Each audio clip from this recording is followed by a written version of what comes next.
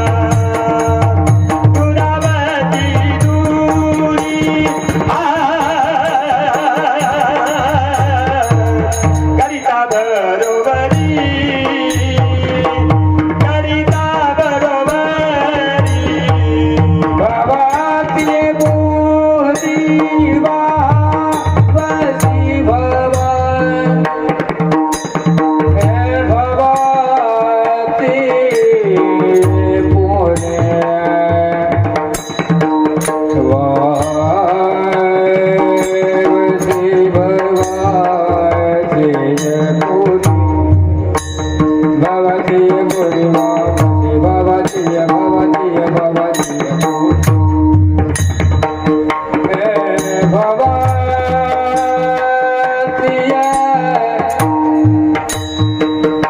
पुरी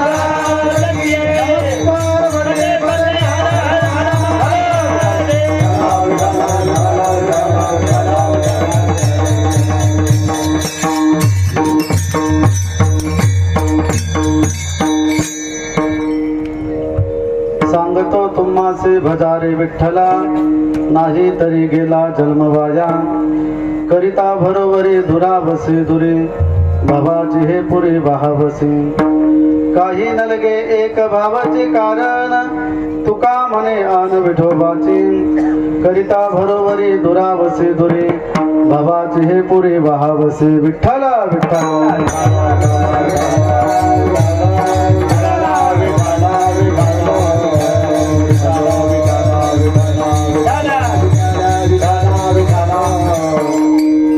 प्रविश्य मम वाच मिमां प्रसुप्तां संजीव यत्किल शक्तिधर स्वधाम्ना अन्योश्च हस्तचरण श्रवणत्वगादीन् प्राणान् नमो भगवते पुरुषाय तुभ्यम् असितगिरि समं शाकजलं सिन्धुपात्रे सुरतरु वर्षाखा लेखनी पत्रमुर्विं लिखति यदि गृहीत्वा शारदा सर्वकालं तदपि तव गुणानामीश पारं न याति महायोगपीठे तटे भीमरथ्यां वरं पुण्डरीकाय दातुं मुनीन्द्रै समागत्य तिष्ठान्तमानन्दकन्दं परब्रह्मलिङ्गं भजे पाण्डुरङ्गम् पांडुरंग करू प्रथम नमन तुझरे चरण संततिया तुझरे चरण संततिया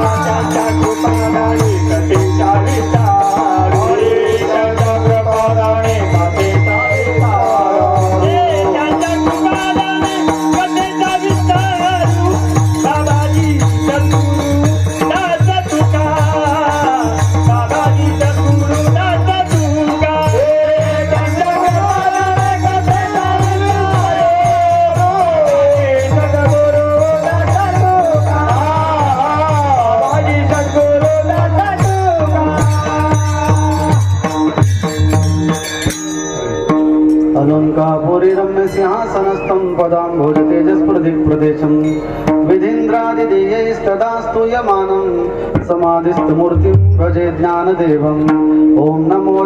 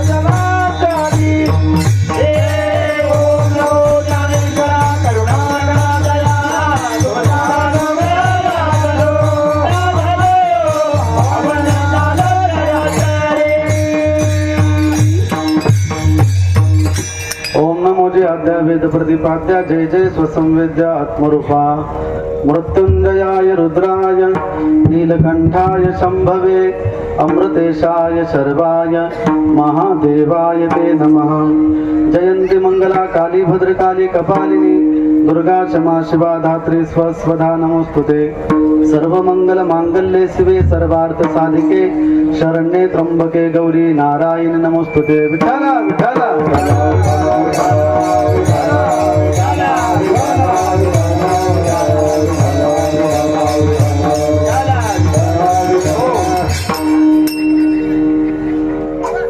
पुढं सारखा थोडं सारखा सारखं करत असत महिला मंडळी पुढं सारखा मागून येणाऱ्याला जागा पाहिजे पुढं भरपूर जागा आहे या पुढं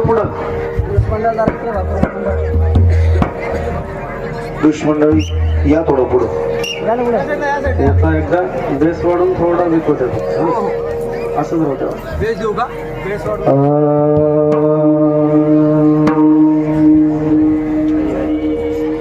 रे ना ना गा रे, ए ना आ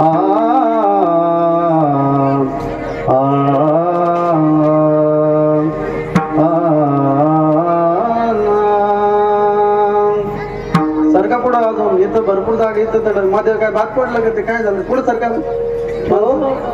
ठीक आहे ठीक आहे. विठाला विठाला विठाला विठाला विठाला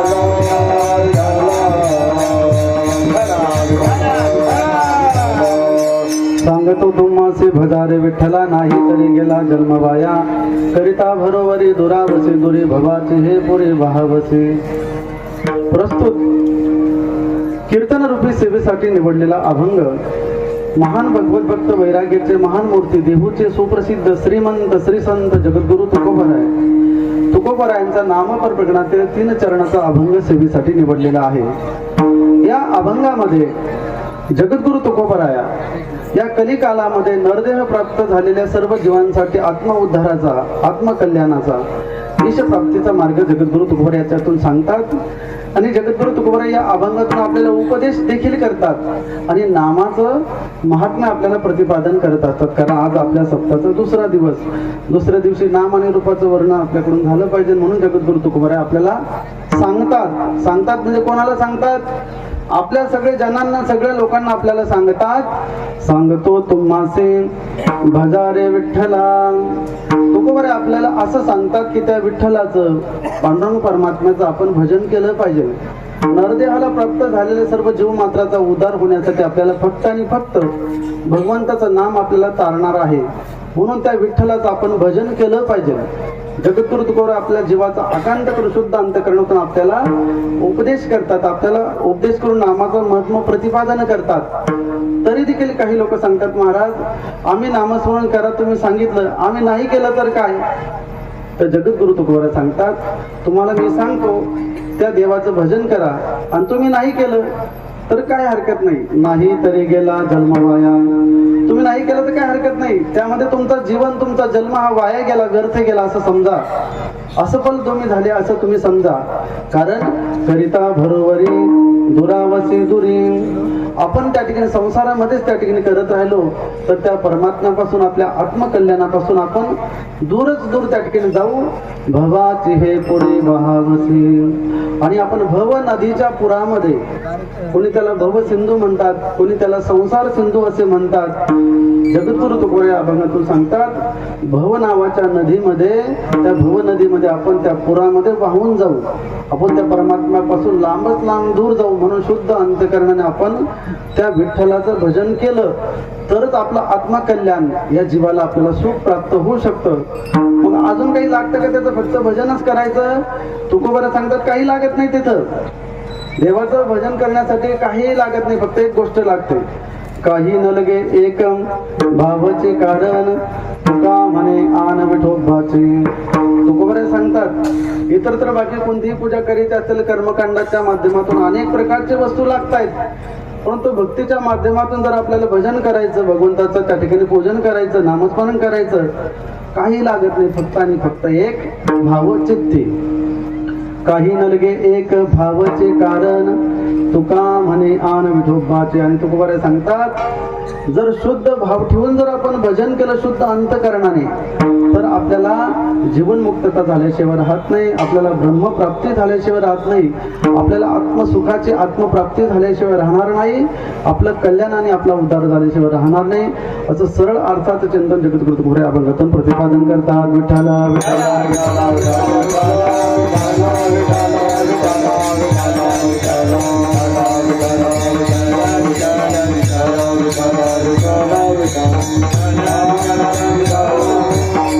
या ठिकाणी अखिल कोटी ब्रह्मांड नायकाच्या कृपेने कर्तुम अकर्तुम अन्यथा कर्तुम शक्तीने परिपूर्ण असणारा सर्व शक्तिमान प्रभू परमात्म्याच्या कृपेने भगवान आशुतोष या जगाची उत्पत्ती स्थिती आणि प्रलय करणारा महाप्रलयंकारी असा असणारा भगवान शंभू महादेव, माता गौरी शंकर आणि पार्वती उमा महेश्वर भगवान शंकर भगवंताचं या ठिकाणी अधिष्ठान आहे. मणिरत्नेश्वर नावाचं भगवान शंकराचं आराध्य स्थान आणि या भगवान शंकराच्या कृपेने अनेक साधू संत महंत जपी तपी संन्यासी महात्म्यांच्या कृपाशीर्वादाने तसेच वारकरी संप्रदायाचे एकनिष्ठ असे असणारे निष्ठावंत वारकरी मंडळी, गुणीजन मंडळी, महाराज मंडळी, गायनाचार्य, वादनाचार्य सर्व भाविकांच्या ठिकाणी पंचक्रोशीतील भाविकांच्या सहकार्याने आणि या वाघोळा ग्रामस्थांच्या अथक परिश्रमातून चालत असणारा हा अखंड हरिनाम सप्ताह श्री मणिरत्नेश्वर महादेवाचे या ठिकाणी स्फटिक शिवलिंग आहे. भगवंताची प्राणप्रतिष्ठा होऊन या ठिकाणी प्रथम वर्ष त्या ठिकाणी होत आहे. महोत्सवानिमित्त या ठिकाणी भगवान शंकराचा रुद्र स्वाहाकार महायज्ञ या ठिकाणी आयोजित केलेला आहे. त्यामध्ये आमचे असे असणारे परम स्नेही परमपूजा असणारे आमचे परम हरिभक्तपरायण श्री महंत स्वामी विशुद्धानंदजी तीर्थ स्वामी मठाधिपती, आपलं सगळ्यांचं आराध्य स्थान, आपले सगळ्यांचं त्या ठिकाणी गुरुवारी असे असणारे स्वामीजींच्या अध्यक्षतेने स्वामीजींच्या आशीर्वादाने या ठिकाणी स्वामीजींच्या मठावरती गायत्री आश्रमावरती या ठिकाणी भगवान शंकराचं पूजन सेवा साधना करण्यासाठी आपण गेल्या 8 दिवस भगवान शंकराला 1 वर्ष पूर्ण झालं. गेल्या वर्षी आपण या ठिकाणी भगवंताची प्राणप्रतिष्ठा केली होती. म्हणून त्या निमित्ताने रुद्रस्वाकार महायज्ञ, अखंड हरिनाम सप्ताह, शिवलीला अमृत पारायण, अनेक प्रकारचं पूजन जप तप अनुष्ठान या ठिकाणी स्वामीजींनी केलेलं आहे. आणि पुन्हा वारकरी संप्रदायाच्या परंपरेला अनुसार या ठिकाणी महाशिवरात्रीच्या महापर्व कालावरती आपण भाग्यवान आहोत. महाशिवरात्रीच्या महापर्व कालावरती या ठिकाणी भगवान स्फटिक शिवलिंगाच्या आराधना आपण करतोय. कालचा दिवस अत्यंत महत्त्वाचा आहे आणि आजचा दिवस अजून महत्त्वाचा आहे, कारण आज सोमवती अमावस्या आहे आणि सोमवती अमावस्या वर्षातून फक्त 2दाच येत असते. म्हणून आज देखील अत्यंत जाज्वल असं पवित्र देवस्थान आपलं मणिरत्नेश्वर मनकामनेश्वर असं असणार, ज्याची संकल्पना ज्याची कामना पूर्ण करणार असा शंभू महादेवाने बाबाजींच्या या ठिकाणी स्वामीजींच्या आशीर्वादाने या ठिकाणी आपण सर्व भाविक या ठिकाणी आलेलो आहोत. काही भाविक या ठिकाणी येत आहेत. आपण गेल्या 7 दिवस भगवंताचा त्या ठिकाणी भजन पूजन आपल्या शुद्ध तन मनाने पवित्र होण्यासाठी भजन करायचं आहे. महिला मंडळीची संख्या जास्त आहे, पुरुष मंडळी देखील या ठिकाणी आहे. आपण एकदम शिस्तीमध्ये सुंदर स्वरूपामध्ये भगवंताची आराधना भगवंताची भक्ती या ठिकाणी करायची आहे. कारण कोणत्याही गोष्टीला नियम असतो, नियमावली राहत असते. म्हणून आपण भक्ती करत असताना शुद्ध शिस्तीमध्ये सात्विकतेमध्ये शुद्ध अंतःकरणाने आपण केली पाहिजे. कारण आपल्या वैदिक सनातन हिंदू धर्मामध्ये आपण आहोत. म्हणून या ठिकाणी आपण कीर्तनाला येताना शुद्ध त्या ठिकाणी यायचं आहे. आल्यानंतर देखील व्यवस्थित बसायचं आहे. बसल्यानंतर देखील एकदम फ्रेश त्या ठिकाणी शुद्ध अंतःकरणे पवित्र आणि आनंदित होऊन या ठिकाणी असं बसायचं आहे. ज्यावेळेस भगवंताचं नामचिंतन होईल त्यावेळेस प्रत्येकाने हाताने टाळी आणि मुखाने भगवंताचं नामस्मरण करायचं आहे, बरं का. विठ्ठल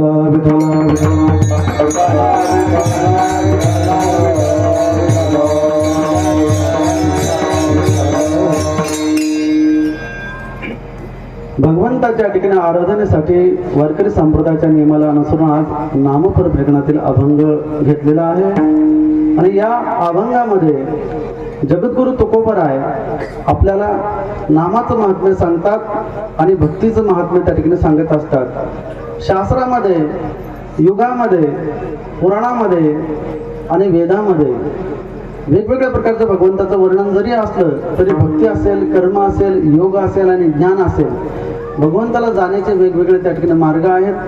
शास्त्राच्या दृष्टीने जर आपण पाहिलं तर कृतं त्रेता द्वापारंचम कलिश्चेते चतुर्युगम अनेन क्रमयोगेन भुवि प्राणीषु जायते कृतेऽध्यायतो विष्णुं त्रेतायां यजतो मखे द्वापारे परिचर्यायां कलौ तद्हर कीर्तनात्.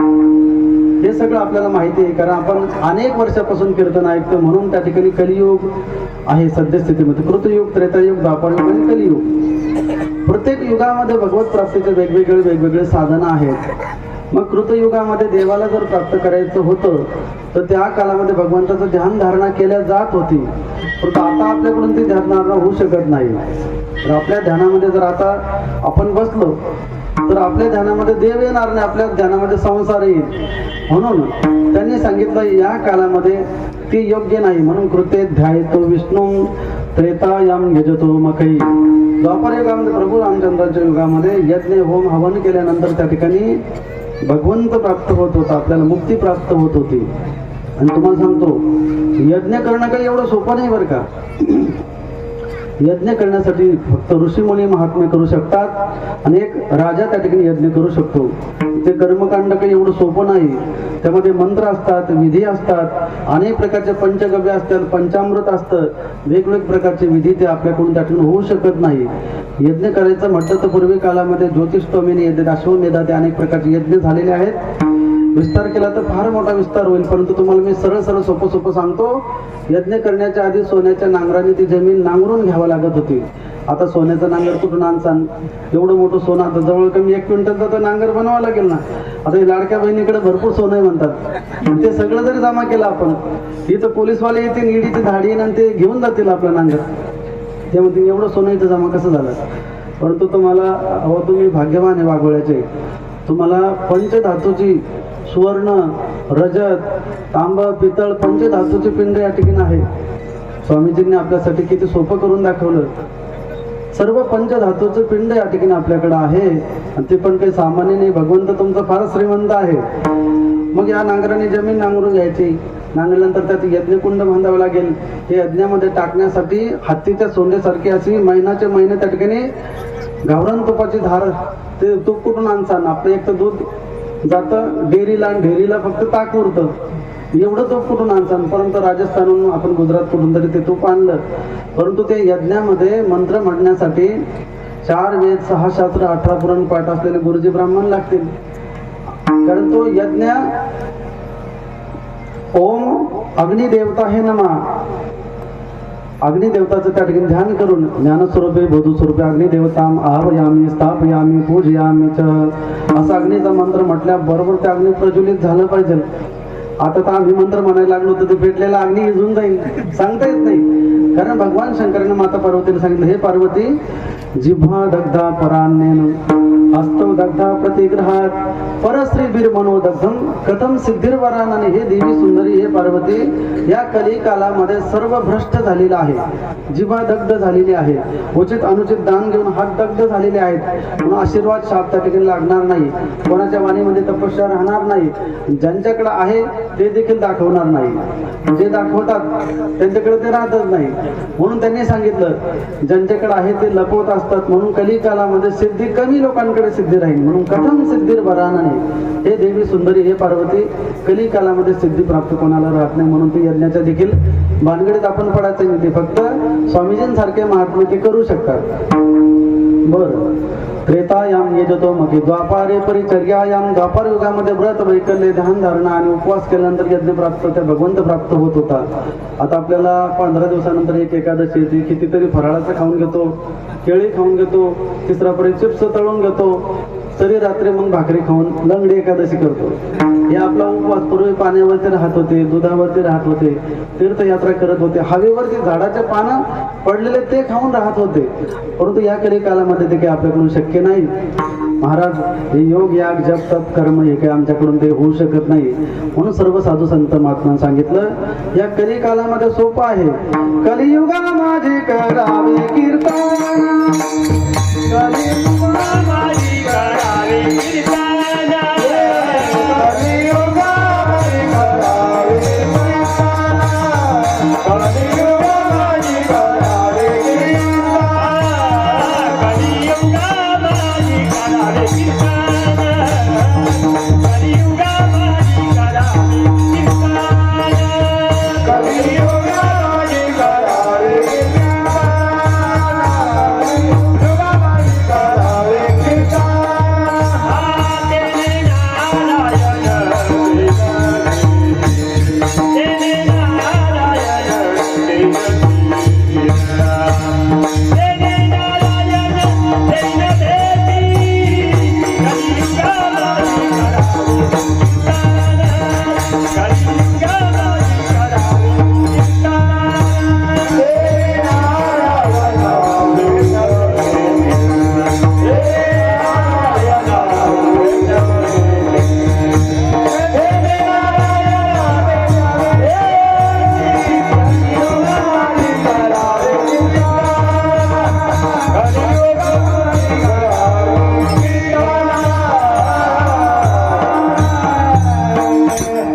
कलियुगा माझे करावे कीर्तन तेने नारायण देईल भेटी. म्हणून या कलियुगामध्ये फक्त आणि फक्त भगवंताचं कीर्तन केलं तर आपल्याला देव त्या ठिकाणी प्राप्त होऊ शकतो, आपल्याला त्या ठिकाणी आनंद प्राप्त होतो भगवंताच्या नामाने कलिकालामध्ये. म्हणून कलियुग त्या ठिकाणी श्रेष्ठ आहे. एके ठिकाणी वर्णन आलेलं आहे, हरिर्नामैव नामैवं हरिर्नामैव केवलम् कलौ नास्तेव नास्तेव नास्तेव गतिरन्यथा.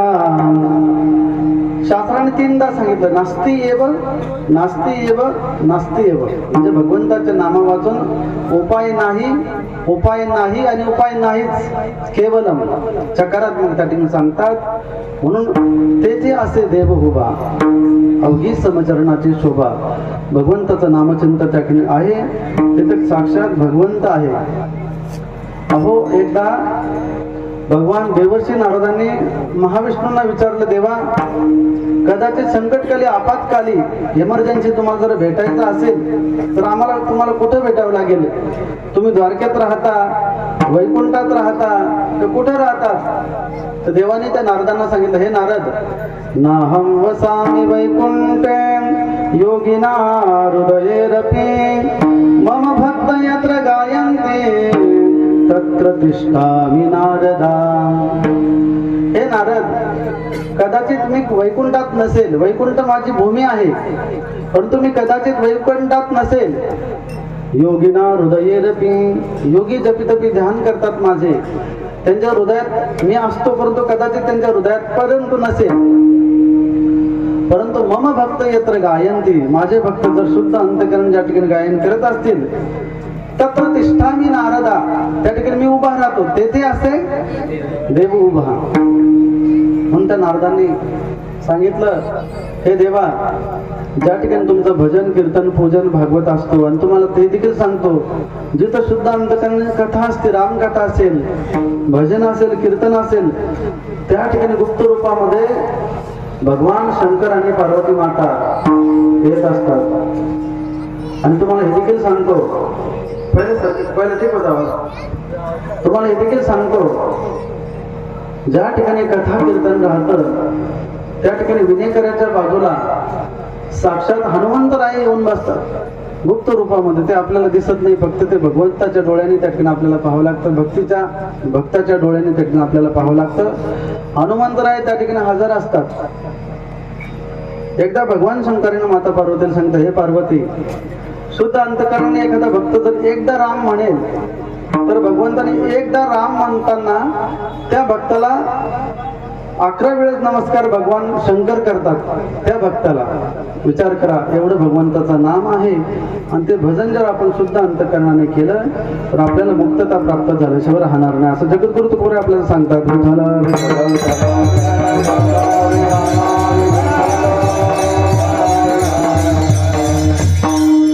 सांगतात म्हणजे तुकोबरे आपल्याला काहीतरी उपदेश करतात. नाहीतरी जीवनामध्ये आपण काहीतरी कोणाला सांगत असतो.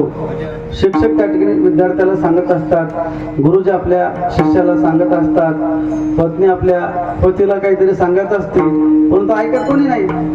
परंतु तुकोबराय देखील आपल्याला सांगतात. त्या अर्थी शास्त्रामध्ये असं सांगितलं, काही गोष्टी विचारल्या तर सांगाव्या, काही गोष्टी अशा आहेत विचारल्या नाही तरी सांगाव्या, आणि काही गोष्टी आपल्याला अशा आहेत विचारल्या तरी सांगू नये. विचारल्या तरी सांगू नये म्हणजे कोणती गोष्ट? एखाद्या कसायाच्या हातून गाय सुटली, गाय सुटल्यानंतर एखादा मनुष्य चालला, त्याने ती गाय पाहिली आणि कसायाने सांगितलं, महाराज अहो बाबा, आता जे गाय पळत गेली ती तुम्ही पाहिली का?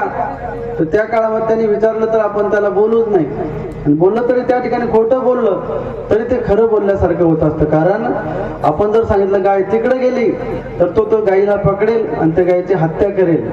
गोहत्यासारखं पाप जगामध्ये त्या ठिकाणी नाहीये. किंवा एखाद्या मुलीचं लग्न कार्य जमत असेल, त्या ठिकाणी जमत असेल, त्या ठिकाणी काही खोटं बोललं गेलं तरी देखील विचारलं तरी त्या ठिकाणी सांगू नये. परंतु भक्तीचा मार्ग असा आहे, एखाद्या आंधळ्या माणसानं आपल्याला रस्ता विचारला नाही तरी आपण त्याला सांगितलं पाहिजे, किंवा एखाद्या अज्ञानी माणसाने आपल्याला विचारलं तरी आपण त्याला सांगितलं पाहिजे. भक्तीच्या वाटा विचारल्या नाही तरी सांगितल्या पाहिजे. अस्मत् युष्मत् प्रत्येक गोचर्यो हो विषय विषय नो हो तम प्रकाशवत विरुद्ध स्वभाव्यो हो इतरेतर भावानुपत्ती तद धर्मानपि सूत्राम इतरेतर भावानुपत्ती. तम प्रकाशवत, तम म्हणजे अंधकार, हे प्रकाश म्हणजे ज्ञान. म्हणजे एखादा आंधळा मनुष्य असेल, तो रस्त्याने जात असेल, जात असताना त्याचा रस्ता चुकला तर आपण त्याला न विचारता आपण त्याला सांगितलं पाहिजे. शास्त्राचा अनुसार जगद्गुरु तुकोबराय सांगतात, हा सर्वसामान्य मनुष्य देखील, आपण देखील आंधळे आहोत. परंतु आपण कोणते आंधळे आहोत? आपल्या डोळ्यावरती पडळ आलेला आहे. कशाचं? अज्ञान रूपी निद्रेचं आपल्या डोळ्यावरती पडळ आलेला आहे. घूंघट का पट खोल रे तुझे पिया मिलेंगे. आपल्या डोक्यावरती घुंगट आहे, तो फक्त बाजूला काढला तर आपल्याला आपला प्रियतम असा असणारा भगवान, तो श्याम, तो राम, तो शिव आपल्याला प्राप्त होईल.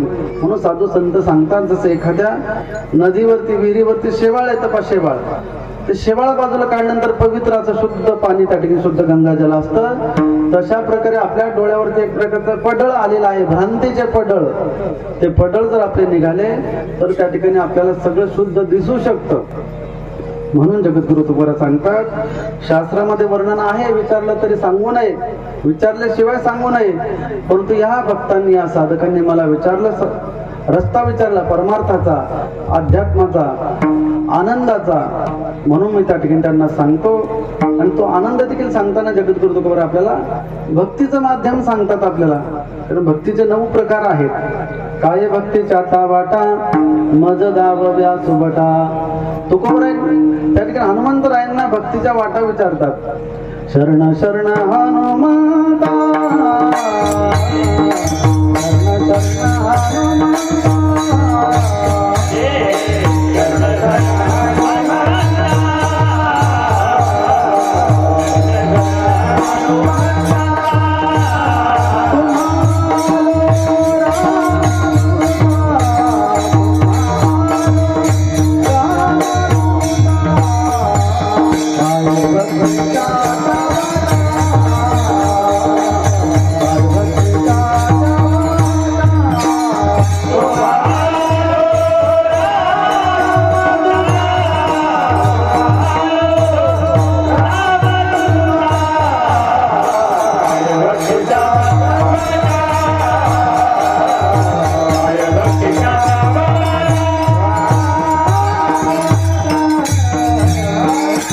जगद्गुरु तुकोबराय हनुमंतरायांना वाटा विचारतात, मार्ग विचारतात, रस्ता विचारतात. कशाचा?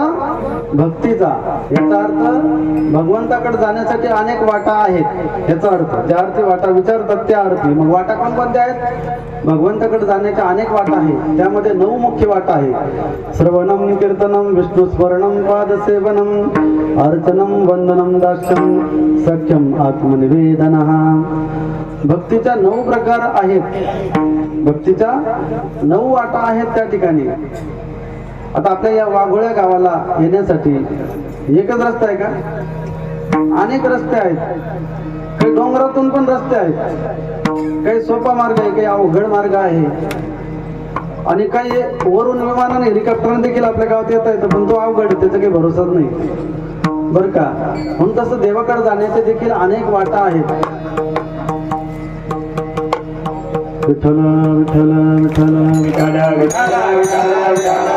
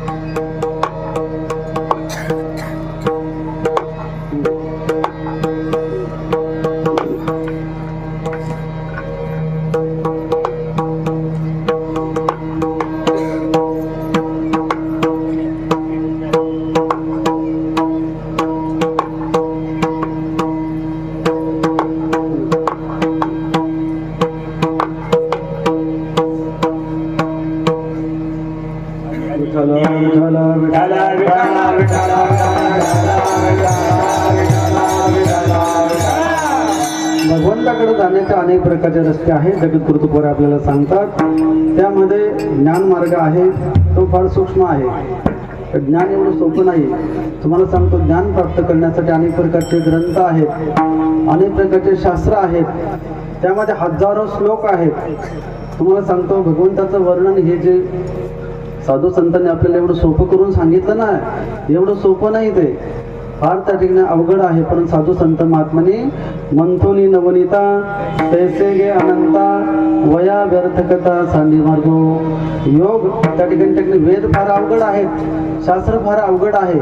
वेदामध्ये भगवंताचं वर्णन करत असताना एवढं अवघड सांगितलं आहे.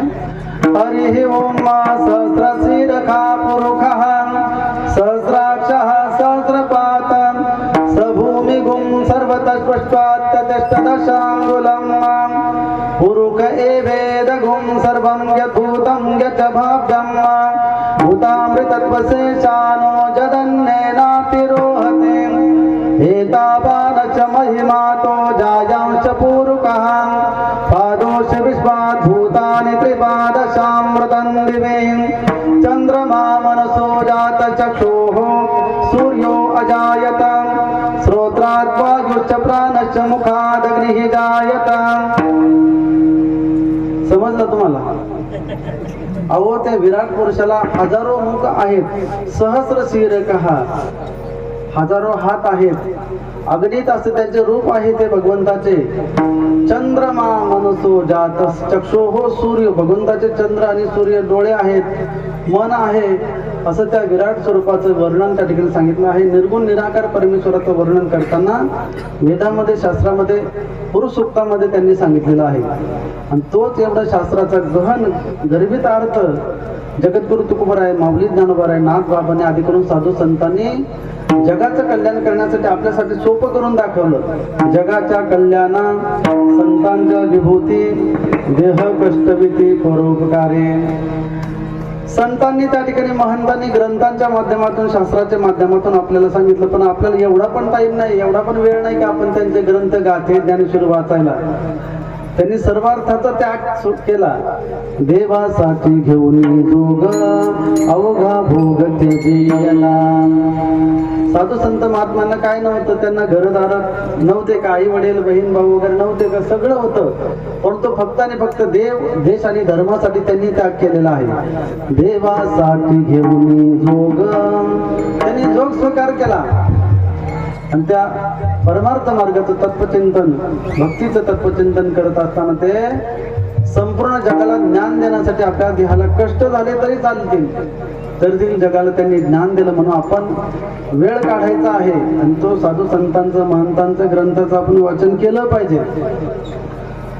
म्हणून तो ज्ञान मार्ग आहे. आणि योग मार्ग, योग मार्ग तर एवढा कठीण आहे, एवढा कठीण आहे. आता आपल्या या ठिकाणी योग शिबिर आहे. महात्म्याचे किती उपकार आहे.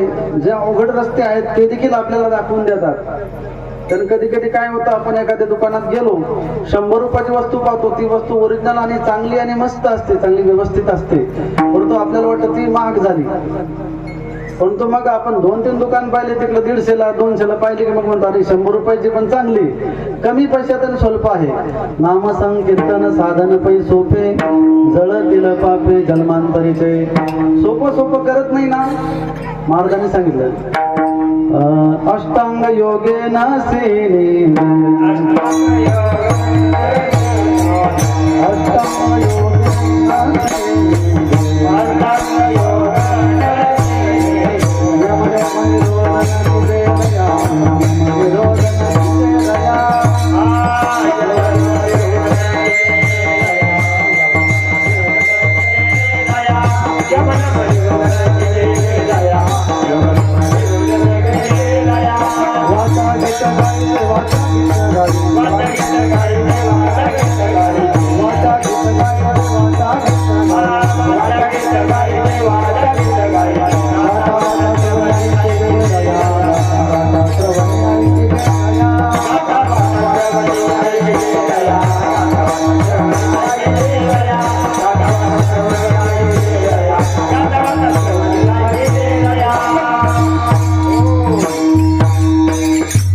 माऊली ज्ञानोबरांनी या अभंगामध्ये एवढा सखोल योग सांगितला आहे. आणि तुम्हाला सांगतो व्याकरणाच्या दृष्टीने पण ते अवघड आहे, त्याला सुराच्या लयीच्या माध्यमातून देखील ते अवघड आहे. हे चाल सरळच म्हणायला अवघड आहे. कारण माऊली धनावर हे ज्ञानियांचे राजे होते, योग्यांचे पण ते राजे होते, म्हणून त्यांनी एक थोडंसं सांगितलं अभंगातून. परंतु त्या अभंगाचे जर शब्द पाहिले, कधी 12 येतात तर कधी 16 येऊन जातात, कधी 8च अक्षर येतात. गीता छंदे अंग डोलीजे, लीला विनोदे संसार तरुजे रया. माऊलींनी आपल्याला सोपं करून दाखवलं. माऊली काय सांगतात, अष्टांग योग आहेत, योगाचे 8 प्रकार आहेत. जसे भक्तीचे 9 प्रकार आहेत ना, तसं आपल्याला तर योग शिबिर इथं चालू आहे ना, त्यामध्ये 8 प्रकार योगाचे आहेत. त्यामध्ये यम आहे, नियम आहे, आसन आहे, प्राणायाम आहे, प्रत्याहार आहे, ध्यान, धारणा आणि समाधी, असा 8 प्रकार आहे. मग तुम्ही म्हणतात महाराज यम म्हणजे काय? यम म्हणजे आपले जे बहिरेंद्रिय आहेत, हात पाय नाक कंडोळा, याला आपल्याला आवरायचं आहे. याला कसं आवरायचं आहे? मग आपल्याला जे काही साधू संतांनी सांगितलं, तीर्थयात्रे सुखी जावे जावे सगळं सिद्ध आहे, हात चालावया पाय तू तीर्थयात्रे जाय चुकू नको. योग्य ते पाहणे, योग्य ते ऐकणे, योग्य ते त्या ठिकाणी मनन चिंतन करणे. नियम, आपल्या अंतर इंद्रियाला त्या ठिकाणी आवरायचं आहे, आपल्या अंतर इंद्रियाला आवरायचं आहे. यम आणि नियम. त्यानंतर येतो आसन. आसनाचे अनेक प्रकार आहेत. आपल्याला फक्त एवढंच माहिती का आसन म्हणजे बसायचं काहीतरी असेल. तर आसनाचे शास्त्रामध्ये, योगशास्त्रामध्ये एवढे प्रकार आलेले आहेत, 84,000 त्या ठिकाणी प्रकार सांगितले आहेत. तसं पाहिलं तर 84 लक्ष आसनं सांगितले आहेत. म्हणजे 84 लक्ष योनीमध्ये आपल्याला वेगवेगळ्या प्रकारचे आसनं आहेत. त्या सर्व आसनामध्ये प्राण्यांचे आसन आहेत, काही उभे राहून त्या ठिकाणी आसनं आहेत, काही बसल्यानंतर त्या ठिकाणी आसनं आहेत. त्यामध्ये सिद्धासन सगळ्यात राजा आहे, सगळ्या आसनाचा राजा सिद्धासन आहे. त्या सिद्धासनामध्ये संसारी लोक बसू शकत नाही. तुम्हाला सांगतो, एक पाय खाली एक पाय वरती त्या ठिकाणी नाभीजवळ ठेवल्यानंतर आपल्या ठिकाणी दृष्टी सरळ, मेरुदंड सरळ करून ध्यान दृष्टी त्या ठिकाणी नासिकावरती भ्रूमध्यावरती दृष्टी ठेवून असं आपण बसलो पाहिजे. जवळजवळ 7 तास असं वाटलं पाहिजे. मूर्ती कोरली दगडाची, दगडाची मूर्ती कोरल्यापर्यंत फक्त नाकातून फक्त श्वास हळूहळू चालला पाहिजे, म्हणजे ते आसन सिद्ध झालं. त्याला सिद्धासन असं म्हटलं जातं. तुम्ही म्हणसान महाराज आम्ही 2 तास कीर्तनात इकडची मांडी तिकडे उलटी पार्टी करतो, मी एवढं काय अवघड, त्याच्यामध्ये आम्ही जाणार नाही. त्यानंतर पद्मासन, त्यानंतर वज्रासन, अनेक प्रकारचे त्या ठिकाणी आसन आहेत. पश्चिमोत्तानासन असेल, त्यानंतर त्या ठिकाणी अनेक प्रकारच्या मुद्रा आहेत. उष्ट्रासन आहे, गर्दभासन आहे, कुकुटासन आहे, मर्कटासन आहे, अनेक प्रकारचे ताडासन आहे, वृक्षासन आहे. आता स्वामीजींचे सर्व विद्यार्थी मी पाहत असतो मोबाईलवरती, सर्वच्या सर्व योगा करतात सकाळी उठून. साधू संतांच्या आशीर्वाद आणि संतांची संगती केवढी श्रेष्ठ असते. आणि तुम्हाला सांगतो, योगा माणसाने केलाच पाहिजे. जो मनुष्य योग करतो त्याचं शरीर हे निरोगी राहत असतं. जरी कलिकालामध्ये योगाची गरज नाही साधू संतांनी सांगितलं, तरी देखील आपलं शरीर शुद्ध ठेवण्यासाठी मग साधू संत महात्मा 100 वर्षापर्यंत जगत होते. का? हे योगाचा अवलंब कर. योगच चित्तवृत्ती निरोधः. हे झालं योग. आसन, आसनानंतर त्यांनी सांगितलं प्राणायाम. प्राणायामामध्ये अनेक प्रकार आहेत. त्यामध्ये भस्त्रिका प्राणायाम, कपालभाती आहे, अनुलोम विलोम आहे, शीतली आहे, मूर्छना आहे, एवढे काही प्रकार आहेत. फक्त योगाच्या वरती आपले कीर्तन होईल एवढं त्या ठिकाणी आहे. तुम्हाला सांगतो, आपल्या डाव्या नाकपुडीतून श्वास घ्यायचा, त्याला पूरक असं म्हटलं जातं. श्वास घेतल्यानंतर दोन्ही नाकपुडे दाबायच्या, त्याला कुंभक म्हटलं जातं. दाबायचं म्हणजे जास्त वेळ दाबायचं नाही, तर लगेच आपण वरती जाण्याची शक्यता नाही. त्याला कुंभक असं म्हटलं जातं. तो कुंभक देखील मध्ये श्वास कोंडला तो अंतर कुंभक, बाहेर श्वास सोडून त्या ठिकाणी कोंडला तो बहिर कुंभक. नंतर उजव्या नाकपुडीतून पुन्हा हवा सोडून द्यायची. तो प्राणवायू सोडल्यानंतर त्याला रेचक, पूरक कुंभक आणि रेचक असं म्हटलं जातं. पुन्हा तोच प्रकार अनुलोम विलोम पद्धतीने त्या ठिकाणी करायचा. हा सगळ्यात सोपा प्राणायाम झाला. त्यानंतर कपालभाती प्राणायाम. तुम्हाला सांगतो, आपलं नाभी आहे, आपल्या नाभीमध्ये 72,000 नाड्या आहेत. आपण आईच्या उदरामध्ये जेव्हा होतो तेव्हा आपल्याला खाया प्यायला कुठून येत होतं? आपल्याला त्या नाभीतूनच त्या ठिकाणी खाया प्यायला येत होतं. म्हणून आपल्या नाभी कंदामध्ये 72,000 नाड्या आहेत. त्यामध्ये 10 नाड्या मुख्य आहेत. त्यामध्ये देखील 3 नाड्या मुख्य आहेत, इडा, पिंगला आणि सुषुम्ना. ती सुषुम्ना नाडी जागृत होती प्राणायाम केल्यानंतर. कपालभाती असेल, भ्रामरी असेल, उद्गीत असेल, उज्जैनी प्राणायाम असेल. हे झालं प्राणायामाचे एवढे प्रकार आहेत.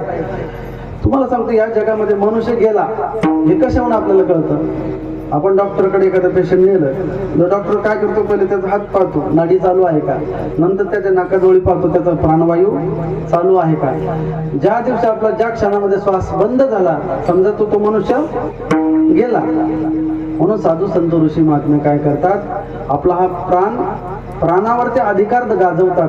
म्हणून ते जास्त काळ त्या ठिकाणी आयुष्य काळाला देखील माघारी पाठवू शकतात. म्हणून प्राणायामाची गरज आहे. त्यानंतर प्राणायाम बरोबर मुद्रा देखील वेगवेगळ्या प्रकारच्या मुद्रा आहेत. खेचरी मुद्रा आहे, शांभवी मुद्रा आहे. त्यामध्ये खेचरी मुद्रा ती एवढी अवघड आहे, तुम्हाला तर सांगूनच देतो, कसं सांगून द्यायला पाहिजे काही गोष्टी समोर आलं तर. खेचरी मुद्रा आहे, शांभवी मुद्रा आहे. तुम्हाला सांगतो चंद्रामृत सुखी सेववे, साधू संतांनी प्रमाण आलेलं आहे आपल्या जगद्गुरु तुकोबांच्या. त्यांनी चंद्राचं अमृत सेवन करण्याचा प्रकार सांगितला आहे. योगी महात्मे एका आसनावरती बसून आपली जीभ लांब करतात म्हणजे त्यांच्या पद्धतीने ते बरोबर 12 महिने ते आपली जीभ त्या ठिकाणी एक घोड्याचे त्या ठिकाणी केस आणतात. आपल्या जिभेच्या खालची जी नस आहे ती नस ते घोड्याच्या केसाने घासून किंवा एखादा तार घेऊन ते घासून ती नस कापायची. म्हणजे जीभ एवढी बाहेर आली पाहिजे, ती बाहेरून आपल्या दोन्ही डोळ्याच्या मध्ये गेली पाहिजे, एवढी ती जीभ लांबली पाहिजे. आणि एवढं सर्व प्रकार झाल्यानंतर तो फार अवघड प्रकार आहे, ते करू नका, करण्याचा प्रयत्न करू नका. ते साधू संत योगी महात्मे करू शकतात. आणि ती जीभ बाहेर आल्यानंतर मग त्या ठिकाणी ज्यावेळेस पौर्णिमेचा चंद्रमा होईल, शरद ऋतूच्या चांदण्यामध्ये ती जीभ उलट करून आपल्या मूर्धन्यामध्ये आपल्या दोन्ही डोळ्याच्या मध्ये टाकायची. त्यानंतर आपल्या टाळूवरती आपल्या मूर्धन्यावरती या ठिकाणी सहस्रार नावाचं चक्र आहे. त्या चक्रातून चंद्राचं अमृत असं थेंब जसं मध टपकतं तसं टपकत असतं आणि तो योगी त्याच्यावरती जिवंत राहत असतो. ते शांभवी नावाचे भगवान शंकराची मुद्रा आहे, खेचरी मुद्रा आहे, भोचरी मुद्रा आहे, वायुमार्गाने चालण्याची मुद्रा आहे. महाराज आम्हाला सरळ चालायचं, बसायचं, भजन करायचं तेवढं सांगा, अवघडामध्ये सांगू नका. म्हणून तर सर्व साधू संतांनी आपल्याला एकदम सोपा परमार्थ करून सांगितला. मग हे झालं मुद्रा. मग ध्यान, धारणा आणि समाधी, प्रत्याहार राहिला त्याच्यामध्ये. हे फार अवघड आहे. म्हणून साधू संतांनी सांगितलं अष्टांग योगे नसे निजे, यम नियम निरोध न कीजे रयाम, वाचा गीत गाईजे, वाचा गीत गाईजे, गाता वाता श्रवणी ऐकीजे रयाम. जप तप अनुष्ठान व्यात काचाया करणे,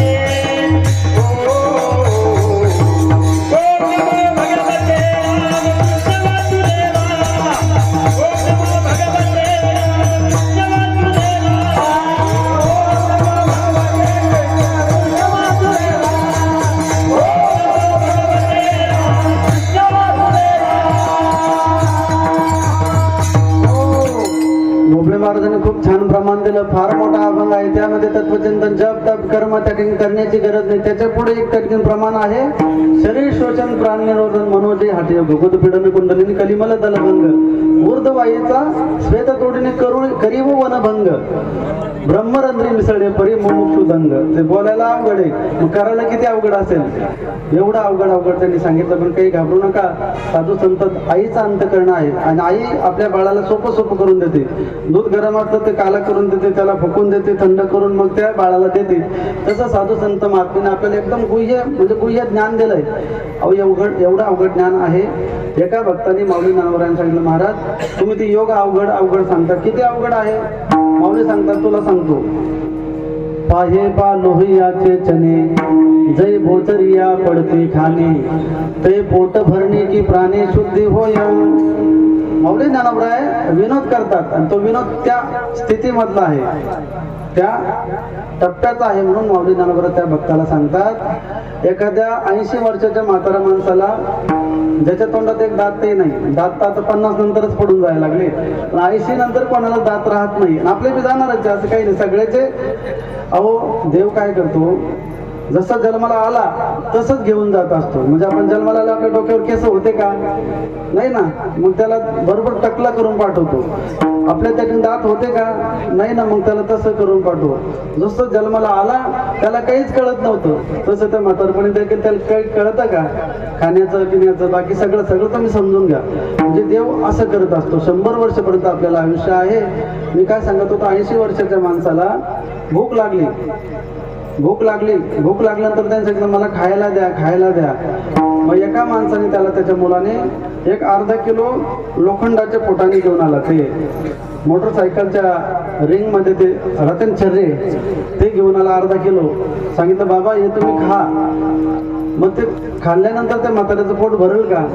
तर माऊली जनावर सांगतात पाहे पार लोहियाचे चणे जै बोचरिया पडते खाणे तै पोट भरणे की प्राणी शुद्ध होईल. मग त्याचं ते पोट भरल तर लगेच त्याचं प्राण शुद्ध होईल. म्हणजे तो मरून जाईल, तो लगेच वरती चालल्या जाईल. म्हणजे एवढा अवघड कठीण योग आहे. योगाची वाटा निघाले गा सुबटा तया दुःखाचा वाटा भागाला डोंगर गिळता मुख न फाटे काही, असं माऊली ज्ञानोबाने वर्णन केलेलं आहे. माऊली ज्ञानोबाने सांगितलं हे बाकीचे जे रस्ते आहेत त्या रस्त्याला आपल्याला जायचं नाही. आपल्याला सगळ्यात सोपा रस्ता आहे नामसंग कीर्तन साधन पै सोपे जळ तिल पापे जन्मांतरीचे. म्हणून जगद्गुरु तुकोबाराय सांगतात त्या भक्तीच्या रस्त्यामध्ये अनेक प्रकारच्या वाटा आहेत. भक्तीमध्ये देखील अनेक वाटा आहेत. ज्ञान सूक्ष्म आहे, योग कठीण आहे. म्हणून कर्म मार्ग हा देखील आपल्याकडून करता होऊ शकत नाही. भक्ती मार्ग सांगत असताना जगद्गुरु अभंगाच्या पहिल्या चरणामध्ये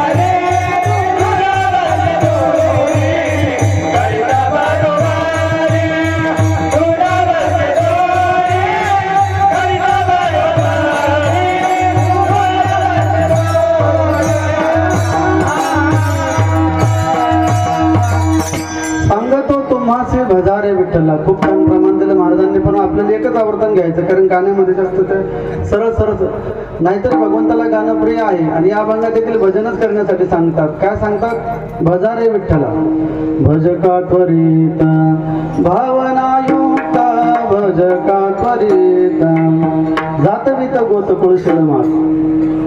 माऊली ज्ञानोबा देखील सांगतात भजन आपण केलं पाहिजे. भगवंत भज गोविंदम भज गोविंदम भज गोविंदम मूढमते प्राप्ते संनिहते करणे नाही निरक्षते रुपरी करणे. पण भजन करण्यासाठी त्यासाठी शिकावं लागेल. आता हे सर्व विद्यार्थी घरादाराचा त्याग करून स्वामीजींकडे राहतात. आमचे स्वप्नील महाराज, अनेक मृदंगाचार्य, गायनाचार्य, सर्व भजनी मंडळी त्याचा रियाज करतात, त्याचा अभ्यास करतात, तेव्हा ते प्राप्त होत असतं. भजनासाठी स्वर लागतो, ताल लागतं, लय लागते, शब्द त्या ठिकाणी पाठ असावे लागतात. फार अवघड आहे. तुकोबर येते या अभंगामध्ये सांगतात, भजन करा. लोकांनी सांगितलं, महाराज आम्ही काही कुठं संस्थेला गेलो नाही, कुठं क्लास वगैरे लावला नाही, सुंदर प्रकारे गायन भजन आम्हाला जमणार नाही. आता सुरुवातीला रावसाहेब महाराजांनी आणि पुंडलिक महाराजांनी खूप असं सुंदर भजन गायन केलं. पहिली चाल कलावती रागामध्ये साग ग पद नि द प ग सा नि ध सा आ द र ना ना रे ना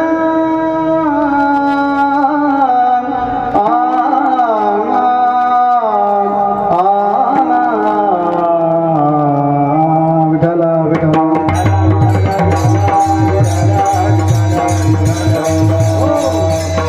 हे गायन शिकण्यासाठी तुम्हाला शास्त्रीय संगीत शिकावं लागेल. आणि शास्त्रीय संगीत शिकण्यासाठी आपल्याला 7 स्वर आहेत, सगळे 12 स्वर कोमल तीव्र पकडून. आणि तुम्हाला सांगतो 10 प्रकारचे थाट आहेत. थाट, आणि त्या थाटा, एका थाटामध्ये 350 राग आहेत. आणि त्या रागामध्ये वेगवेगळ्या प्रकारची बंदिश राहत असते. ते फार अवघड आहे. एवढं अवघड आपल्याला येणार नाही. त्यासाठी स्वर साध्य करावा लागतो. आणि तुम्हाला सांगतो कधी कधी स्वर लागला, लय येत नाही, लय आली तर तालात येत नाही, ताल आली तर ते शब्द बसत नाही. हे फार अवघड आहे. बाकी दुसरं काही येईल. आणि महाराजांनी एकदम सरळ सोप्या पद्धतीने सरळ चाल म्हणली, सहज. चांगले चांगले संगीत विशारद अलंकार त्यांना देखील जमत नाही, परंतु भोळे भाविक आहे जुनाट चांगले सहज शब्दामध्ये सहज चाल म्हटली. परंतु हेच राग काढण्यासाठी तुम्हाला सांगतो, हा राग विशारदचा राग आहे. आरंभी वंदीना अयोध्येचा राजा, कलावती नावाचा राग आहे. हा राग जर जास्त ऐकला त्या माणसाला एक प्रकारचं नशा येते, धुंद येत असते. स्वर्गीय त्यातील भीमसेन जोशींनी गायलेला अभंग आहे. राग आहे, त्याला रागिणी आहेत. आम्हाला स्वर आला तर लय येत नाही, लय आली तर ताल लगेच येत नाही. आणि ताल स्वर लय आली तरी ते शब्द बसत नाही. शब्द महत्वाचे. ते शब्द संतांचे आहे.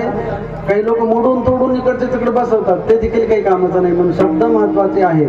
आणि स्वर गेला तर चालेल, परंतु ताल गेला नाही पाहिजे. कारण ताल हा संगीताचा प्राण आहे. आणि गाण्याचे अनेक प्रकार आहे. एकदा तुम्हाला मी मागे देखील कीर्तन स्वामीजींनी घेतलं, तेव्हा मी सांगितलं, नरसिंह मेहता नावाचे संत होते. ते गुजरातमध्ये भगवंताचं भजन करत होते. आणि एक एक राग सिद्ध होण्यासाठी एका रागाला 12 महिने लागतात. आम्हाला तर वाटतं 12 महिन्यात काही आलं पाहिजे आमच्या पोराला. आणि प्रत्येकाला वाटतं आपलं पोरग गाणारा निघावं, पण ते नेमकं पेणारं निघतं.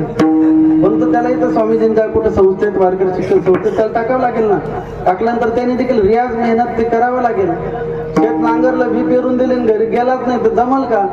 जसं ते आहे तसं हे देखील आहे. त्याला रोज गाता गळाने वाहता मळा, पाणी वाहत राहिलं तो मळा व्यवस्थित राहतो, फुललेला राहतो.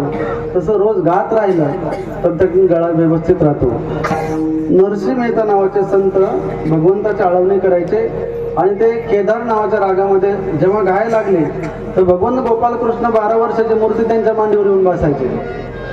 सा सा म प म ब म ब द ब म जा रे जा आ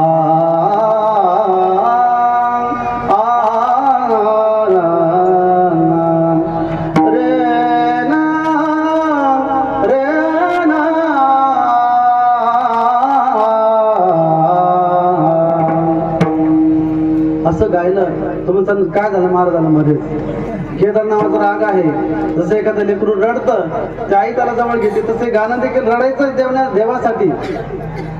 आणि तुम्हाला सांगतो, परापशंती मध्यमाने वैकंठातून, आपल्या हृदयातून देखील आपण आवाज केला पाहिजे. म्हणतो सांगतात, रामकृष्ण नामे हे दोन्ही साजिरे हृदय मंदिरी स्मराकारे. आपल्या हृदयातून भगवंताला आळवणी आपण केली पाहिजे. हृदयापासून, बेंबीच्या देठापासून त्याचं नामस्मरण केलं पाहिजे. ते नामस्मरण भजनाच्या माध्यमातून आपण केलं पाहिजे. मी तुम्हाला सांगतो, रागाचे इतके प्रकार, एवढे प्रकार आहेत. काही अनवट राग येते, कधी ऐकले नाही. शास्त्रीय संगीत आहे, भक्ती संगीत आहे, त्यानंतर अर्थात आपण अशा प्रकारचे गाणे ऐकतो ते गाण्याला कोणत्याही प्रकारचं ताल आणि स्वर नाही. म्हणून जे जुनं संगीत आहे, भक्तिगीत आहेत ते शुद्ध आणि सात्विक आहेत. गाण्याचे देखील प्रकार राजस, तामस आणि सात्विक. सात्विक भजन हे भगवंताला आवडत असतं. मी सांगतो सारे मा प नी सा रे ना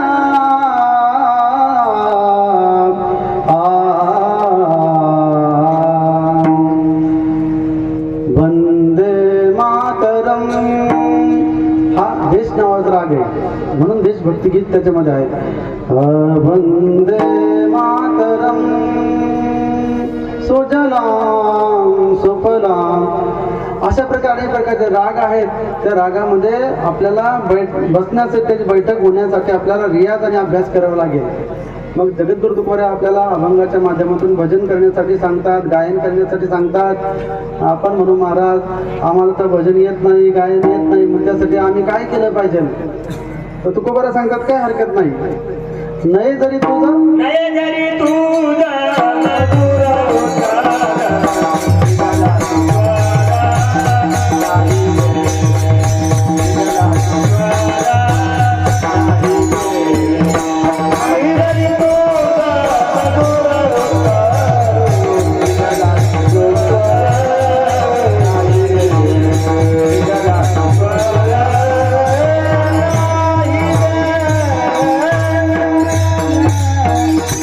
जरी आपल्याला सुंदर स्वर दिला नसेल तरी आपण अंतःकरणातून त्याला आळवलं तरी चालतं. महिला मंडळीला भरपूर आवाज आहे, फक्त तुम्ही आवाज काढत नाही. पण तुमचा आवाज काढता कधी? जेव्हा भांडण वगैरे काही झालं तर माणसं काही त्यांचा खर्च आवाज राहतो, पण तुमचा पंचम मध्ये आवाज, टीप मध्ये आवाज जातो आणि तुमच्या आवाजाला तोड नाही. असं प्रत्येकाचा आवाज आहे आणि त्या आवाजामध्ये भगवंताचं भजन करण्यासाठी तुकोबाराय सांगतात. तरी ते भक्ताच्या त्या ठिकाणी लक्षात येत नाही. मग ते सांगतात महाराज तुम्ही आम्हाला विठ्ठलाचं भजन करण्यासाठी सांगितलं, एवढं प्रयत्न करून आम्हाला तुम्ही सांगतात, जीवाच्या आकांताने अंतःकरणापासून तुम्ही आम्हाला सांगतात, परंतु आम्ही ते भजन केलंच नाही तर आमचं काय होईल? तर तुकोबाराय सांगतात काही हरकत नाही, करू नका. नाही तरी गेला जन्म वाया. मी सांगतो तुम्हाला भजन करा, तुम्ही करू नका. समजा तुमचं जीवन हे व्यर्थ गेलं असं समजा. पुलाचं काम चालू असतं त्या ठिकाणी सांगता गाडी हळू चालवा, बोर्ड लिहिलेलं असतं, तो हळू चालवत नाही, मग खड्ड्यात पडतो, हातपाय मोडून पडतो. लिहिलेलं असतं धोक्याचं वळण, तो हळू चालवत नाही, धोक्याच्या वळणातून सांभाळून चालत नाही, हुशार होत नाही, ऍक्सिडेंट होतो त्या ठिकाणी. अशा प्रकारे साधू संत आपल्याला सांगतात. एकदा एका माणसाला दुर्धर असा रोग झाला, तो वैद्याकडे गेला, डॉक्टरकडे गेला, अनेक प्रकारच्या वैद्याकडे गेल्यानंतर देखील त्याचा रोग बरा होत नाही. एकदा एका डॉक्टरने सांगितलं, अत्यंत श्रीमंत असा असणारा सावकार होता, त्याच्या गडगंज संपत्ती 7 पिढ्यापासून खातील एवढे पैसे धनसंपत्ती त्याच्याकडे होतील, परंतु रोग, प्रत्येक मनुष्याला रोग हा येत असतो. तुका म्हणे पापे येते रोगाच्या रूपे.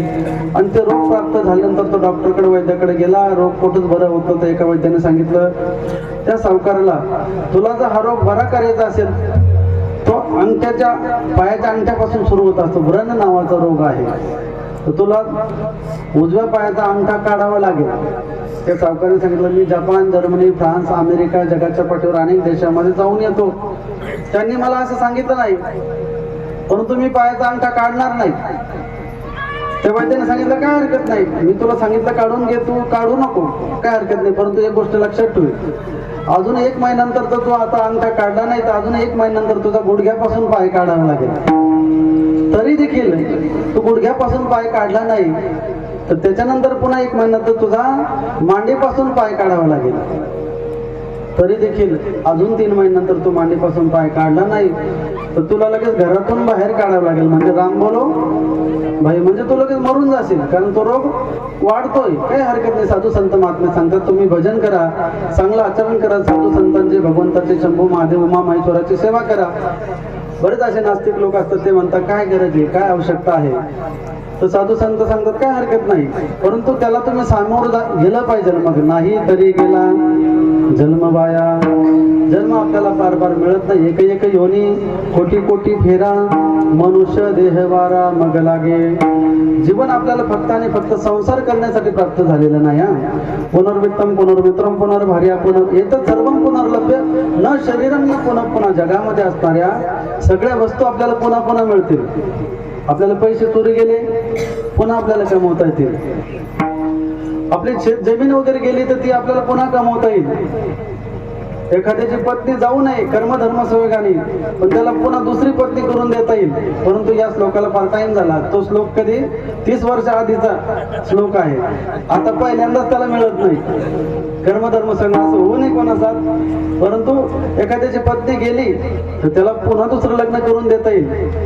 परंतु जर एखाद्याचं शरीर गेलं एखादा मनुष्य मेला तो पुन्हा कधीच वापस येत नाही. आला तर आपण त्याला घरात पण घेणार नाही. भूत भूत म्हणून पळून जाऊ. स्वर्गीचे आम्हाला इच्छिता ते देवा. स्वर्गीचे आम्हाला इच्छिता ते देवा. स्वर्गीचे आम्हाला इच्छिता ते देवा. स्वर्गीचे आम्हाला इच्छिता ते देवा.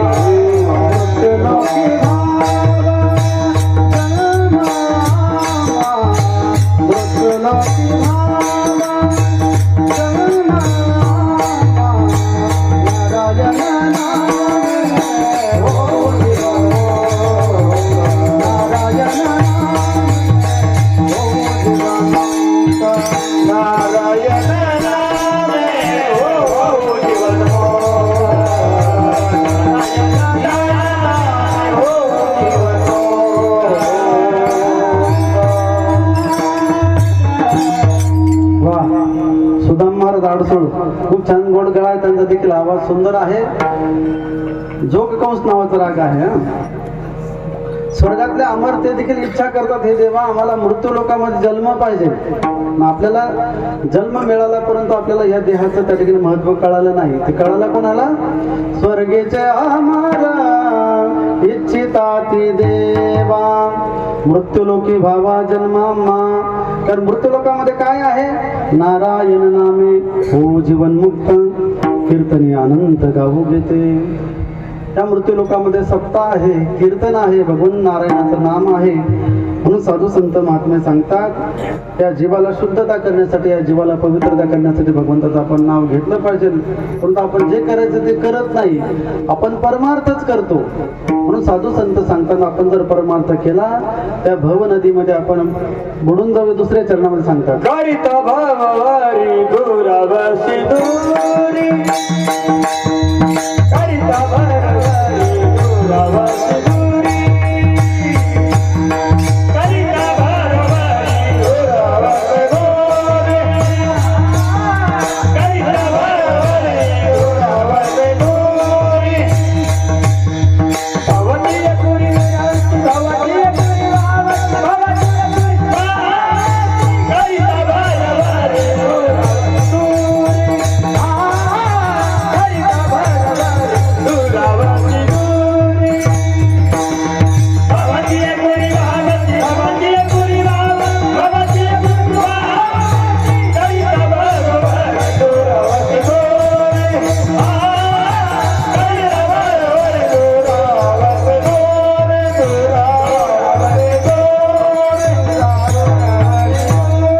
हो करिता भरवरे दुरावसे दुरे भवाचे हे पुरे वहावसे. आपण जर संसार करत राहिलो तर आपण त्या देवापासून दूर जाऊ. दूर जाऊ आणि भव नदीमध्ये भवसागरामध्ये आपण वाहून जाऊ. कंसन महाराज नदी आणि भवसागर भवसमुद्र म्हणजे काय? तर आपण मेल्यानंतर आपल्या त्या ठिकाणी वैतरणा अनेक प्रकारचा भाव याला संसार समुद्र असं म्हटलेलं आहे. कोणी संसार सिंधू असं म्हटलंय, कोणी याला भव नदी असं म्हटलेलं आहे. संसारातून आपल्याला जर मुक्त व्हायचं असेल तर भगवंताचं नाम श्रेष्ठ आहे. कोणत्या देवाचं नाम असतं? तर देव अनेक आहे. देवाचे अनेक 33 कोटी प्रकारचे देव आहेत. त्यामध्ये अनंत अवतार घेशी श्री अनंता मधुसूदना पद्मनाभा नारायण. आपल्याला सगळं भागवत कथा ग्रंथ आपण सर्व ऐकतो, आपल्याला सर्व माहिती आहे. भगवंताचे 24 अवतार आहे, त्यामध्ये 10 मुख्य आहे. त्यामध्ये देखील त्या ठिकाणी 6 प्रकार गर्गाचार्यांनी सांगितले, त्यामध्ये देखील 2 प्रकार सांगितले, अंशांशी. त्या ठिकाणी कला, आवेश, पूर्ण आणि पूर्णतम. पूर्ण अवतार राम आणि कृष्ण, तो कृष्ण अवतार आहे. परिपूर्ण नावाचा अवतार आहे, ती द्वारकेची मूर्ती आली पंढरीशी. तोच परमात्मा विठ्ठल परमात्मा, तो विटेवरती उभा असणारा तो विठ्ठल आहे.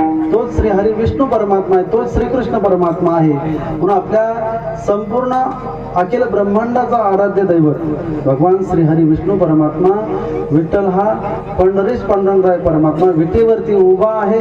म्हणून त्याला विठ्ठल म्हटलं जातं, त्याला विठोबा असं म्हटलं जातं. त्या विठ्ठलाचं जर आपण नामस्मरण केलं, आपल्याला शारीरिक, मानसिक आणि अनेक प्रकारचं त्या ठिकाणी आपल्याला आनंद प्राप्त होतो. आणि त्या विठ्ठलाचं नामाचं रिसर्च करण्यासाठी तुम्हाला सांगतो, आळंदी पंढरपूरच्या वारीमध्ये सोहळ्यामध्ये 4-4 करोड रुपयाचे त्या ठिकाणी कॅमेरे घेऊन ते गोरे लोक, विदेशातले, इंग्लंडचे, अमेरिकेचे लोक ते घेऊन हे भजन ज्ञानोबा तुकाराम विठ्ठल विठ्ठल भजन कशा प्रकारे करतात, ते त्या भजनाचं त्यांनी त्या ठिकाणी सर्व डेटा घेऊन कम्प्युटरवर टाकल्यानंतर त्यांना असं कळालं, जो मनुष्य दिवसातून 108 वेळा विठ्ठल विठ्ठल विठ्ठल विठ्ठल असं म्हणतो, त्याचे हार्टबीट म्हणजे त्याचे जे आपल्या हृदयाचे ठोके आहेत जर वाढलेले असले तर कमी होतात आणि कमी असले तर व्यवस्थित मध्यम स्वरूपात होतात. त्याला अटॅक, कोणत्या प्रकारचा अटॅक येणार नाही. म्हणून आपल्याला शारीरिक देखील फायदा होतो, आपलं तन मन आणि त्या ठिकाणी शुद्ध होऊन जातं. काया वाचा मने परमात्माचं आपण नामस्मरण करतो. आपलं आराध्य असं दैवत असणारं पंढरीश पांडुरंगराय परमात्मा, त्याचं आपण भजन केलं पाहिजे. बोलता बोलता आपला बराच वेळ निघून गेला, फक्त 10 मिनिटं आपल्याला वेळ राहिलेला आहे. सगळ्यांनी आता वरती हात करा. 2 चरणाचा भावार्थ झालेला आहे, फक्त राहिलेले 1 चरण. आपण संप्रदायाच्या नियमाप्रमाणे आपण भजन करू. जरा सरळ हात कर, जाऊ द्या वरती, काय हरकत नाही. कारण आपण असं बी शेतामध्ये रात्रभर पाणी भरतो गव्हाला थंड पाण्यामध्ये, आणि तरी बिबट्या आला तरी आपण दिवसा पाणी भरतो. इकडे आला की बिबट्या आमच्याकडं, आमच्या गावामध्ये 5-6 वेळेस बिबट्या दिसला तर लोकांनी ते गहू वाळून गेले, पण ते गावाच्या शेतात गेले नाही. राहू द्यावरती अर्धा तास, काय हरकत नाही.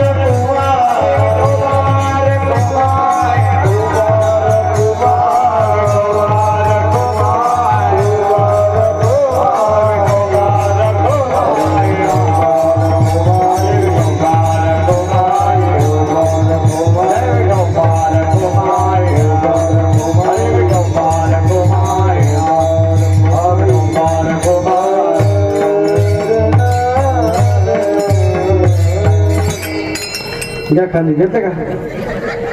जवळजवळ 70% लोकांनी आधी खाली हात घेतले बरं का. पण लाडक्या बहिणी बऱ्याच त्यांच्या हातवरती होते, काय हरकत नाही. खेळीमेळी वातावरणामध्ये, आनंदामध्ये. तुम्हाला सांगतो, अहो तुम्ही इतर धर्मामध्ये लक्षात घ्या, आता स्वामीजींचं बोलणं कडक आहे आणि कडक साधू महात्मे अंतःकरणातलं आपल्याकडे सांगत असतात. मी तुम्हाला प्रेमाने सांगेन. बाकी इतर धर्मामध्ये आपापल्या भगवंताची, आपापल्या देवाची भक्ती करत असताना शिस्तबद्ध त्या ठिकाणी वातावरण असतं. आपल्या साधूवरती, आपल्या देवावरती सगळ्याचा विश्वास असतो. अहो शुक्रवारी त्यांना ते प्रार्थना स्थळ कमी पडायला लागले, टाचण पडली तरी आवाज येईल एवढी शिस्त आहे. मग आपण असं का करू नये? इथं आल्यानंतर कीर्तनकार यायच्या आधी आपण येऊन बसलं पाहिजे. आणि शिस्तीमध्ये आनंदामध्ये आपल्याला परमार्थ करायचा आहे. आणि आपण शिस्तीमध्ये आनंदामध्ये परमार्थ केला तरच आपल्याला त्याचं फळ होईल. आता इथं भरपूर मंडळी आहे, तिकडे ते मध्ये पाणी जास्त झालं, ते बाद पडलं गेलं वाटतं, जास्त पाऊस झाला, काय हरकत नाही, पुढे येऊन बसायचं. म्हणजे तुम्ही पुढे आले म्हणजे कीर्तनकाराला, आणि एक गोष्ट लक्षात घ्या, कीर्तनकार हा एकटा कीर्तन करत नाही. तुम्ही खाली बसलेले मंडळी हे साक्षात शंभू महादेवाचे अवतार आहात, महादेव पार्वती आहात तुम्ही. प्रभू तुम्ही महेशाचे मूर्ती, मी दुबळारची तसे भक्ती, म्हणून बोल जरी गंगावती, तरी स्वीकार आलती. म्हणून आपल्या धर्मामध्ये आपण भजन पूजन करतो, सगळं काही करतो, परंतु आपल्या मनामध्ये भाव असला पाहिजे. आपण शुद्ध शिस्तीमध्ये जर परमार्थ केला तर सुंदर असा परमार्थ होतो. मग त्याचा आपल्याला रिझल्ट प्राप्त होतो, त्याचा आपल्याला फायदा प्राप्त होतो, त्याचा आपल्याला फळ प्राप्त होतो. म्हणून आपण सर्व काही करतो, पण करत असताना त्याच्यामध्ये भाव असला पाहिजे. भाव म्हणजे श्रद्धा, श्रद्धा विश्वास इत्याहुर गुरु वेदांत वाक्शुच.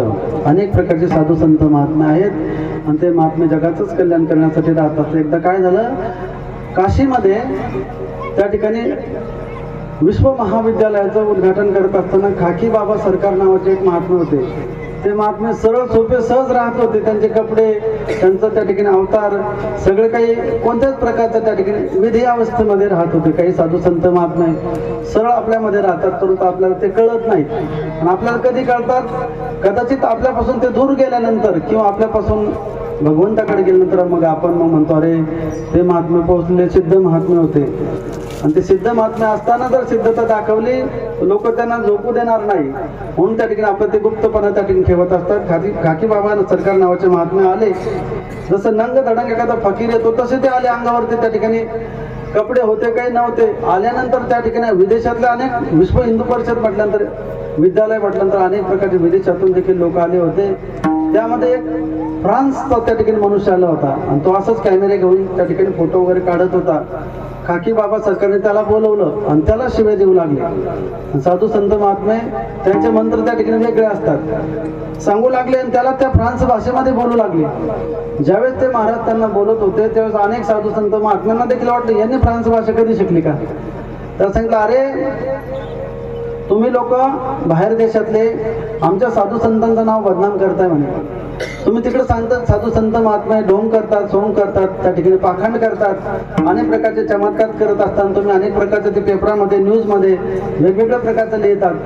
फ्रान्स भाषेमध्ये त्याला विचारू लागलं. त्याने देखील त्या समोरच्या माणसं, तो शिकलेला होता, त्यांनी सांगितलं महाराज खरंच तुमच्या या भारतामध्ये असे काही महाराज लोक आहेत ते खोटं त्या ठिकाणी नाटक करतात, पाखंड करतात. त्याच्यात अरे मूर्खा, तुला जे लोक आले ते खरा साधू तू पाहिलाच नाही अजून. त्यांनी सांगितलं कर तुझा कॅमेरा चालू आता. तर लगेच चालू केला आणि त्याने लगेच त्या गंगेला आवाज दिला, गंगा मातेला, ए गंगे असं म्हटल्याबरोबर ते गंगा माता शांत स्थिर राहिली आणि त्या गंगेवरती पळत पळत चालत गेले. काशीची गंगा काही लहान नाही, अर्धा किलोमीटर पर्यंत पाणी आहे. पलीकडे गेले कॅमेऱ्यामध्ये, ऑन कॅमेऱ्यामध्ये, आणि नंतर पुन्हा पलीकडून पाण्यावरती चालत चालत आले. त्यांनी सांगितलं याचा रेकॉर्ड कर आणि दाखव तुझ्या अमेरिकेला की आमच्या भारतातले साधू हे पण काही कमी नाही, हे काही पाखंडी नाही म्हणून. विठाला विठाला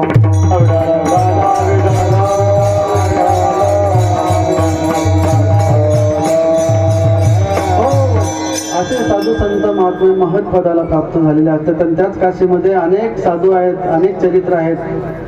त्यामध्ये गोधडी बाबा नावाचे साधू होते. त्या काही अंगावरती फाटलेली गोधडी घ्यायची. ते आंघोळ करताना कोणाला कधीच नाही, त्याच्या अंगावर कोणताच कपडा नाही, फक्त गोधडी. आणि एक लंगोटीवरती ते राहायचे. त्यांच्या हातामध्ये कमंडल नाही, त्यांचा कोणत्या प्रकारचा आश्रम नाही. एका पडक्या घरामध्ये जाऊन राहायचे गंगेच्या तीरावरती. परंतु लहान लहान बाळगोपाळ आले म्हणजे त्यांना ते पैसे द्यायचे. पैसे मूठ भरली म्हणजे पैसे द्यायचे. त्यावेळेस 5 पैसा, 1 पैसा, 2 पैसा तांब्याचे. तर बऱ्याच लोकांना असं वाटलं की पैसे आपण कमवतो, कष्ट कमवतो, पण या महाराजाकडे काहीच नाही, फाटलेली गोधडी आहे. तरी देखील हे पैसे सगळ्या मुलांना, लहान लहान मुलांना आला म्हणजे महाराज, आणि ते लहान लहान मुलं पण वाट पाहिजे. महाराज आले म्हणजे त्यांच्या पाठीमागे ते मधमाशासारखे पळायचे. एकदा त्यांना अनेक आता साधू म्हणल्यानंतर विरोधक पण राहत असतात. ते खरोखर भगवान भोलेनाथाचे सच्चे भक्त होते, विधी अवस्थेमध्ये होते. गोधडी बाबा, त्यांना कोणी गोधडी बाबाच म्हणायचे. ते तिथंच गंगेच्या तीरावरतीच राहायचे, एका पडक्या घरामध्ये राहायचे, गंगेचं पाणी प्यायचे. ते काय खायचे कोणालाच काही कळायचं, फक्त गंगेचं पाणी प्यायचे गोधडी बाबा. मग त्यांच्या विरोधकांनी पोलीस आणले, पोलीस इन्स्पेक्टर आले आल्यानंतर त्यांना पाहिलं की महाराज तर काही गंगेवरती नाही. मग त्यांनी ते एका पडक्या घरामध्ये पाहिलं तर महाराज तिथं बसलेले होते. महाराजाला आधीच कळून चुकलं होतं पोलीस आपल्याकडे येणार आहे. आले तर पाहिले तर महाराजांच्या त्या घरामध्ये काही वरती पत्र पण नव्हती. घरामध्ये कोणत्याच प्रकारचं सामान नाही. आता ज्याच्या अंगावरच काही नाही तर ते काय. आणि मग त्यांनी पाहिलं या महाराजाकडे काहीतरी खजाना चोर बँक वगैरे लुटली असेल, धन संपत्ती चोरली असेल. मग त्यांनी ते खंदून पाहिलं ते सर्व घर, त्याला काहीच सापडलं नाही. त्यांनी विचार केला मग ते महाराजाच्या गोधडीमध्ये काही पैसे वगैरे लपवले असतील, ते गोधडी कुठं आहे. ते गोधडीच त्यांना दिसले नाही. महाराजांच्या अंगावर पण नव्हती गोधडी. मग ते सर्व पोलीस वगैरे सगळं जायला लागले. जात असताना त्या महाराजांनी सांगितलं आहे इथं राव. त्यांना मागं बोलवलं. मागं बोलणं सांगितलं. त्यांनी सांगितलं तुम्ही ज्या पैशासाठी आले होते, साधू संत बोलत असतात साले तुम पैसे केले आहे ते लो पैसा असं म्हणल्याबरोबर महाराजांनी गोधडी प्रकट केली. गोधडी झटकल्याबरोबर एक एवढा ढीगभर त्या ठिकाणी पैसे जमा झाले गोधडी मधून. आणि ते पहिली ती गोधडी त्यांना दिसत नव्हती. आणि ते पैसे पाहिल्यानंतर ते इन्स्पेक्टरने हात जोडले, साष्टांग दंडवत केलं. दुसऱ्याच दिवशी त्याच्या अंगाला खरूज नावाचा रोग झाला. त्याच्या अनेक प्रकारचे त्या ठिकाणी आरोप आले. फक्त आणि फक्त 7 दिवसामध्ये तो सस्पेंड झाला. महाराजांकडे नतमस्तक झाला. महाराजांनी त्याला कोणत्या प्रकारचं. मग नंतर त्याने गंगेचं पाणी पिऊन स्वामीजींची 12 महिने सेवा केल्यानंतर त्याला पुन्हा त्याची नोकरी आणि त्याचं ते शरीर प्राप्त झालं. असे असणारे ते साधू संत महात्मे असतात. परमपदाला प्राप्त झालेले असतात. फक्त ते आपल्यामध्ये राहतात पण आपल्याला ते कळत नाही. म्हणून त्यांच्यावरती आपल्याला विश्वास आणि भाव त्यांना ठेवावा लागेल. श्रद्धा विश्वास इत्याहुर गुरु वेदांत वाक्शुच. आपल्या धर्मावरती, आपल्या शास्त्रावरती, आपल्या देवावरती आणि आपल्या साधू संतांवरती ठेवलेली श्रद्धा भाव त्याला त्या विश्वास असं म्हटलं जातं. त्यालाच भावना असं म्हटलं जातं. अनेक पर्यार्थी शब्द आहेत. हे चारही एकच आहे. भक्त भक्ती भगवंत गुरु चतुर नाम बपुये इनके पद बंधन किये नासत विघ्न अनेक. भक्त असेल, भक्ती असेल, भगवंत असेल आणि सद्गुरू असेल, हे सगळेचे सगळं एकच स्वरूप आहे. देवते संत, देवते संत निमित्त त्या प्रतिमा. मग आपण म्हणू महाराज आम्ही तर भजन करतो, पूजन करतो, साधू सेवा करतो, मग आम्हाला लाभ का प्राप्त होत नाही. आपण जप करतो, पूजन करतो ना, आपण हातामध्ये माळ फिरवतो, मुखामध्ये भगवंताचं नामस्मरण करतो, राम राम राम राम असं म्हणत जातो. पण साधूने सांगितलं मला तो करमे फिरे जीभ फिरे मुख माय मनोवाच दिशा फिरे हे सुमिर नाही नाय. त्यांनी सांगितलं माळ आपल्या गरगर हातामध्ये फिरती, जीभ आपल्या मुखामध्ये फिरती, परंतु आपलं मन हे चारी दिशेला फिरत राहतं ना. मग ते मन नाही फिरलं पाहिजे. माळ नाही फिरलीच चालेल. मनातून आपण राम म्हटलं तरी चालेल, परंतु आपलं मन की तरंगे मारो बस हो गया भजन. मन मध्ये उठणारे, मनातले असणारे तरंग म्हणजे विक्षेप ते जर आपण कमी केला त्यालाच भजन असं म्हटलं जातं. म्हणून भजा रे विठ्ठला. हे सर्व करत असताना शुद्ध भावना मी सांगितलं ना, न काष्टे न विद्येते देवो न पाशाने न मृणमये भावे ही विद्येते देवो तस्मात भावो ही कारण. भगवंत हा भावनेमध्ये आहे. यासाठी तुम्हाला एक दृष्टांत सांगतो आणि आपलं कीर्तन या ठिकाणी समाप्त करू. विठ्ठल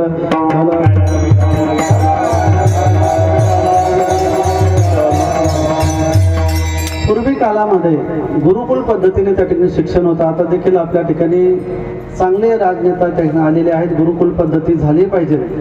आता जसं विद्यालय, महाविद्यालय, कॉलेज वगैरे, MA वगैरे, PhD वगैरे विद्यालय त्या ठिकाणी आहेत, तसं पूर्वी कालामध्ये आपला मुलगा, पूर्वीचे लोक आपले गुरुच्या घरी 12 वर्ष देऊन टाकायचे. मग 12 वर्षानंतर त्या ठिकाणी अनेक प्रकारचे शास्त्र, ग्रंथ, वेद, अनेक प्रकारच्या 14 विद्या, 64 कला सगळ्या प्रकारांनी त्या ठिकाणी शिकून परिपूर्ण व्हायचा माधुकरी भिक्षा मागून. मग तो विद्यार्थी 12 वर्षानंतर आपल्या घरी येऊन गृहस्थाश्रम स्वीकारायचा. आताचे विद्यालय, आताच्या शाळा अशाच आहेत. त्या ठिकाणी उन्हाळा, पावसाळा, हिवाळा सगळं शिकवलं जातं. अंतःकरणातला जिव्हाळा, काटकोन, त्रिकोण सगळं शिकवलं जातं. पण जीवन जगण्याचा दृष्टिकोन जर शिकायचा असेल तो फक्त आणि फक्त आमच्या ह्या वारकरी संप्रदायामध्ये संतांच्या सेवेमध्ये आहे. म्हणून महिला मंडळी, तुम्ही आता मुख्यमंत्र्याच्या लाडक्या बहिणी झालेल्या आहेत. माणसाला तर काय दिवसभर काम असतं, त्यांचे फार मोठे उपकार आहेत, पण तुमचे सगळ्यात जास्त या जगामध्ये उपकार आहेत. तुम्ही जर घरामध्ये जसं वातावरण ठेवलं, कारण तुम्ही घराच्या मालकीण आहात, त्या मालकाचे देखील मालकीण तुम्ही आहात. म्हणून तुम्ही जसं तुमच्या मुलांना तुम्ही डॉक्टर, वकील, इंजिनियर काही बनवा, परंतु त्याबरोबर आपल्या धर्माचं देखील शिक्षण होणं अत्यंत जास्त गरजेचं आहे. कीर्तनातून आपण एवढं जरी घेतलं नाही तर तुम्ही त्याला शिकवसान, तो मोठा होईल, पैसे कमवेल, पण तो तुम्हाला सांभाळणार नाही. आईला आई आणि बापाला बापा जर म्हणायचं असेल तर त्याला हे वारकरी आणि आपल्या संस्कार, वेदांचे शास्त्राचे संस्कार त्याला शिकवा, ते शिक्षण द्या. शालेय शिक्षणाबरोबर अध्यात्म शिक्षणाची जास्त गरज आहे. म्हणून तुम्हाला सांगतो, पूर्वी काळामध्ये गुरुकुल पद्धतीने टक्के विद्यार्थी राहायचे, अनेक विद्यार्थी त्या सद्गुरूकडे राहायचे. त्यामध्ये वेद असेल, शास्त्र असेल, पुराण असेल, त्या ठिकाणी वैदिकी शास्त्र ज्ञान असेल, व्याकरणाचं ज्ञान असेल. तुम्हाला सांगतो, स्वामीजींना तुम्ही ओळखत असताना कधी कधी साधू योग्याच्या कोणी योगीच जाणते, एखाद्या डॉक्टरला डॉक्टरचे त्या ठिकाणी ओळख होत असते. स्वामीजींना एवढे काही ग्रंथ पाठ आहेत, काशी विद्यालयामध्ये ज्यांचं त्या ठिकाणी शास्त्र अध्ययन झालेलं आहे, एवढे अवघड ग्रंथ आहेत. तुम्हाला सांगतो, लघु सिद्धांत कौमुदी असेल, अनेक प्रकारचे व्याकरणाचे ग्रंथ आहेत, आता तुम्हाला सांगण्यासाठी वेळ नाही. ते बोलता देखील येत नाही आपल्या जिभेतून, एवढा अवघड असणारा संस्कृत शब्द त्यामध्ये स्वामीजींचं शिक्षण झालेलं आहे. भगवंताचं अत्यंतम गुह्यतम गुह्य जे ज्ञानाचे ग्रंथ आहेत ते सर्व संस्कृत मध्ये आहेत. ते सर्व स्वामीजींचा त्या ठिकाणी संस्कृतचा अभ्यास झालेला आहे. तरी देखील ते सोपं करून आपल्याला सांगण्याच्या पद्धतीने विचार करतात. मग आपण त्यांच्याकडून जेवढं घेण्याचा प्रयत्न होईल ते घेण्याचा आपण प्रयत्न केला पाहिजे. तसंच पूर्वी काळामध्ये ते ग्रंथ शिकत असताना डोक्यामध्ये जेवढे केस आहेत त्याचे अर्धे केस उडून जातात लोकांचे, एवढे ते अवघड ग्रंथ असतात. त्या गुरुकुल पद्धतीने शिकत असताना अनेक विद्यार्थी शिकले, 12 वर्ष पूर्ण झाले. पूर्ण झाल्यानंतर गुरुजींना गुरुदक्षिणा दिली, सर्व विद्यार्थी आपापल्या गावाकडे निघाले. निघत असताना 3 विद्यार्थी एकाच गावाकडचे होते. त्यांनी मग मजल दरमजल करत करत वनातून, रानामातून, जंगलातून, गावातून, शहरातून चालत चालत चालत चालत चालत त्या ठिकाणी एक दिवस असा आला, एका घनदाट असा अरण्यामध्ये ते आले. एकदम महान अशा वनामध्ये ते आले. आल्यानंतर त्यांनी पाहिलं का आता पाठीमागे गाव नाही, पुढं पण आता गाव नाही. त्यांनी पाहिले का मोठ्या अशा वडाच्या झाडाच्या खाली एक सुंदर असं सरोवर होतं. त्या सरोवरती संध्याकाळच्या टायमाला त्यांनी संध्या केली. संध्या 3 प्रकारची आहे, प्रातः संध्या, माध्यान्ह संध्या, सायं संध्या. आदिदेव नमस्तुभ्यं प्रसीद भास्कर, दिवाकर नमस्तुभ्यं प्रभाकर नमोस्तु. ते सूर्याला अर्घ्य दिलं. अर्घ्य दिल्यानंतर त्यांनी तिघे बसले, आपल्या जवळ असणारे फळं वगैरे घेतले, फलाहार केला. रात्र झाली, अंधार झाला. त्यांनी त्या भल्या मोठ्या वडाच्या झाडाखाली बसले. त्यांनी सांगितलं आता उद्या सकाळी आपले 3 लोकांचे, 3 विद्यार्थ्यांचे आपले वेगवेगळे गावाला रस्ते आहेत. मग आपली भेट पुन्हा होणार नाही. पूर्वी काळामध्ये काय असं मोबाईल नाही तर हॅलो म्हटलं की लगेच ते पलीकडचं बोलायचं नाही. त्याने सांगितलं आता आपली भेट कधी होईल कोण सांगतं, म्हणून आपण रात्रभर शास्त्राचं चिंतन करू. चांगले लोक असले तर शास्त्राचं चिंतन करतात. त्या ठिकाणी पत्तेवाले असले तर पत्ते खेळत बसते असते, बिडेवाले असले तर बिडे, जो जसा आला तसं तो त्या कार्य करत असतो. मग त्यांनी शास्त्राचं तत्वचिंतन केलं, ग्रंथाचं तत्वचिंतन करत अनेक चिंतन करताना मध्यरात्र झाली. ते सर्व करत असताना त्यांच्या मनामध्ये विचार आला, आपल्या गुरुजीने आपल्याला सर्व शिकवलं, त्यामध्ये अनेक प्रकारचे मंत्र तंत्र वैद्यकीय त्या ठिकाणी शिक्षण शिकवलं. त्यामध्ये आपल्याला एखाद्या मनुष्याला उपचार करण्याचं देखील शिकवलं आणि आपल्याला मृत संजीवनी विद्या देखील आपल्या गुरुजीने आपल्याला दिलेली आहे. त्यांनी सांगितलं मग याचा आता आपण तो प्रयोग केला नाही. त्यांना वाटलं आपण याचा आपला प्रयोग करून पाहू.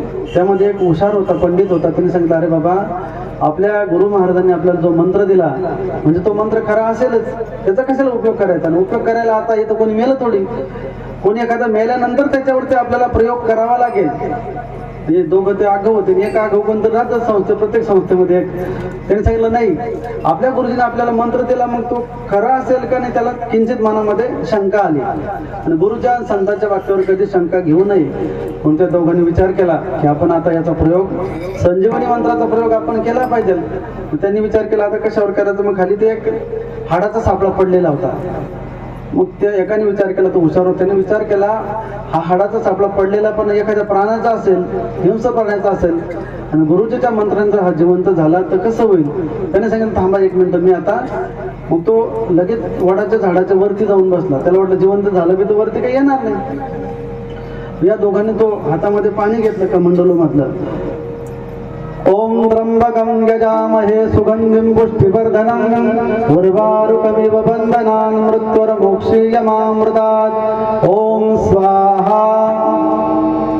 असं म्हणून त्या हाडावरती पाणी टाकून दिलं अभिमंत्रित करून.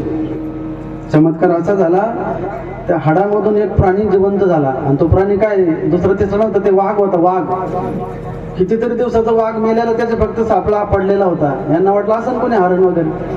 आता वाघ उठल्यावर काय ते काय आपलं पाहुणचार करेल का? लगेच त्यांनी दरकाळ्या फोडल्या, 11 वेकळ त्या ठिकाणी नख काढले. हे दोघं तर गेले घाबरून, विठ्ठल विठ्ठल करायला लागले. आणि त्या वाघाने यांच्या कंठाचा त्या ठिकाणी वेध घेतला आणि आपल्या नखातून त्यांचं रक्त मांस वगैरे त्यांना मारू लागला. आणि त्याचा नडीचा घोट घेत असताना त्यांनी खाली जे दोघं होते त्यांनी हात जोडले, वरच्याला पाहिलं. बरं झालं बाबा तू वरती बसलेला होता, आम्हाला तर आता गुरुच्या वाक्यावरती आमचा विश्वास नव्हता, म्हणून आम्हाला आता दुःखाला त्या ठिकाणी सामोरं जावं लागणार आहे. त्या वाघाने दोघाला खाऊन टाकलं, नाश्ता करून घेतला आणि आपापल्या रस्त्याला निघून गेला. दोघं मेले. मेल्यानंतर मग हा वरती जो झाडावरती बसलेला होता त्याला देखील ते वाघ पाहिल्यावर तो काही झोपला नाही रात्रभर. त्याचं पण भजन वरती चालू होतं. सकाळ झाल्यानंतर मग त्यांनी प्रातसंध्या करण्यासाठी जपा कुसुम संकाशम काश्चपेयम महाद्युतिम तमोरिम सर्व पापग्नम प्रणतोऽस्मि दिवाकरम ब्रह्मा मुरारी त्रिपुरांतकारी भानु शशी भूमि सुतो बुधश्च गुरु शुक्र शनि राहु केतवा सर्वे ग्रह शांतिकरा भवन्तु. भगवान सूर्याला अर्घ्य दिलं. अर्घ्य दिल्यानंतर कमंडलूमध्ये पाणी आणलं. पहिले पाहून घेतलं ते वाघ गेला तर नाही, पुन्हा येऊ शकतो बिबट्या. आता बिबट्या वाघाला एवढा आपण घाबरतो, तो खरोखरचा वाघ होता. आल्यानंतर त्याला दया आली. त्याला वाटलं आपल्या गुरुच्या साधूच्या वाक्यावरती माझ्या ते दोन्ही गुरुबंधूला विश्वास नव्हता. त्याला दया आली. त्यांनी पुन्हा कमंडलूमध्ये पाणी घेतलं. त्यांनी विचार केला की यांना दोघांना आपण जिवंत करायचं, कारण त्याचा गुरुच्या मंत्रावरती विश्वास होता, श्रद्धा होती, भाव होता. म्हणून त्यांनी पुन्हा मंत्र उच्चार केला. मृत्युंजयाय रुद्राय नीलकंठाय शंभवे अमृतेशाय शर्वाय महादेवाय ते नमः स्वाहा असं म्हणून ते पाणी अभिमंत्रित केल्याबरोबर ते दोघं उठून बसले. तर मंत्र आहे, मंत्रशक्ती आहे. ते वाघाचा सापळा तर किती वर्षाचा पडलेला होता, हे तर कालच मेले होते. उठून बसले. उठल्याबरोबर त्यांनी हात जोडले. बाबा बरं झालं तू तरी जिवंत होता, म्हणजे आम्हाला उठवायला. आमचा तर गुरुच्या वचनावरती विश्वास नव्हता, पण इथून पुढे असं होणार नाही. म्हणून जगद्गुरु तुकोबाराय सांगतात आपण परमार्थ करतो, आपण भजन करतो, पण सर्व करत असताना आपण साधूच्या वचनावरती आपला विश्वास असला पाहिजे. का? कारण साधू आपल्या आईचं अंतकरण आहे. कारण या जगामध्ये आल्यानंतर आपल्याला आपला बाप कोण दाखवत असेल, हे तुझे बाबा आहे म्हणून कोण सांगतं आपल्याला? फक्त आणि फक्त आपली आई सांगू शकते हे तुझे वडील आहेत. तसं या जगामध्ये आल्यानंतर आपल्याला देव फक्त आणि फक्त संत सांगू शकतात. म्हणून संतांच्या वचनावर आपल्याला विश्वास आणि भाव असला पाहिजे. जगद्गुरु तुकोबाराय शेवटच्या चरणामध्ये काही न लगे भावाचे कारण तुका म्हणियान विठोबाची करिता बरोबर दुरावत दोरी करिता बरोबर दुरावत दोरी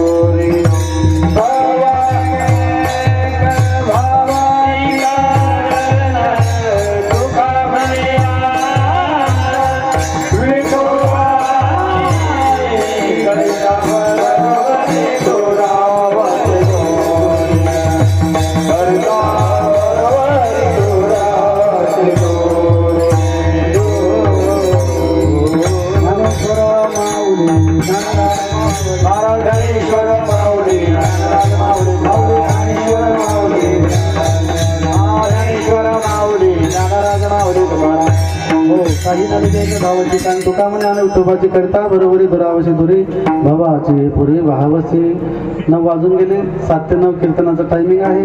कारण सगळ्या गोष्टी वेळेवरती झाल्या पाहिजे, शिस्तीमध्ये झाल्या पाहिजेत. तर आम्ही तुम्हाला शिस्त सांगायची ना, आम्हीच बेशिस्त वागायचं. आणि रोज आहे ना आपल्याला महान पर्वकाल आहे. तुम्हाला सांगतो सोमवती अमावस्या आहे. आजच्या दिवशी आपण जो पण संकल्प केला तो पूर्णतेला जात असतो. आणि तुम्हाला स्वामीजीने परीस आणून दिलं. परीस कारण ते शिवलिंग आहे ते काही दगडाचं नाही बरं का, ते स्फटिक शिवलिंग आहे. स्फटिक मिळत नाही, स्फटिक कुठेही राहत नाही. आता सोन्याच्या खदाने आहे का आपल्या गावात? दगडाचं आहे. दगडाचं पण नाही, काही जागेवर मुरुम लागून जातो. पण ते स्फटिक फक्त आणि फक्त विशिष्ट प्रकारच्या त्या ठिकाणी डोंगरामध्ये राहतं. साक्षात शंभू भगवंत राहतो. आणि ती शाळुंका ती आहे, ती शाळुंका काही साधी नाही, ती सोन्याचं आहे. सोन्याचं जवळजवळ ते सर्वचे सर्व 1.5 कोटी रुपयाचं सर्व त्या ठिकाणी आहे. एवढे मोठे महात्मे त्यांनी आपल्यासाठी सर्व दरबार उघडा करून दिलेला आहे. मन कामनेश्वर एकदा स्वामीजींकडे आम्ही आलो होतो मागं आल्यानंतर मी देखील भगवंताकडे मागणी मागितली आणि मी म्हणजे माझ्यासाठी नाही, आमच्या ठिकाणी धारेश्वराचं मंदिर आहे, पुराणामध्ये आहे वर्णन. त्यासाठी एका पुढारीने 25 लाख रुपयाचं त्याची सभा मंडप मंजूर केलेला होता, पण त्याचं कामच अटकलं होतं. मी भगवंताला कामना सांगितल्यानंतर भगवंताने असा काही चमत्कार केला, ते बंद राहिलेलं काम 3 महिन्यामध्ये पूर्ण झालं. आता आमच्या शिवरात्रीने ते काम पूर्ण झालं. ते पण 25 लाखाचं होतं, त्याच्यामध्ये 10 लाख पुन्हा ऍड केले, 35 लाखाचं काम पूर्ण झालं. आणि त्यामध्ये पुन्हा 20 लाखाचे पेवर ब्लॉकचं काम त्यांनी आता त्याचं त्यांनी सांगितलेलं आहे. म्हणजे भगवंताला आपण थोडं मागितलं तर तो भगवंत आपल्याला जास्त देऊन टाकतो, हा माझा अनुभव आहे. म्हणून त्या भगवंताची सेवा करा, साधू संतांची सेवा करा. स्वामीजींच्या आता पुढे मी तुम्हाला सांगणार नाही, परंतु असे महात्मे आपल्याला मिळत नाही, मिळाले तर आपल्याला साधू संत हे कळत नसतात. म्हणून काही नलगे एक भावाचे कारण तुका म्हणे आन विठोबाची. झालेली सेवा माऊलींच्या चरणी अर्पण. जय विठ्ठल जय हरी विठ्ठल, जय विठ्ठल जय हरी विठ्ठल.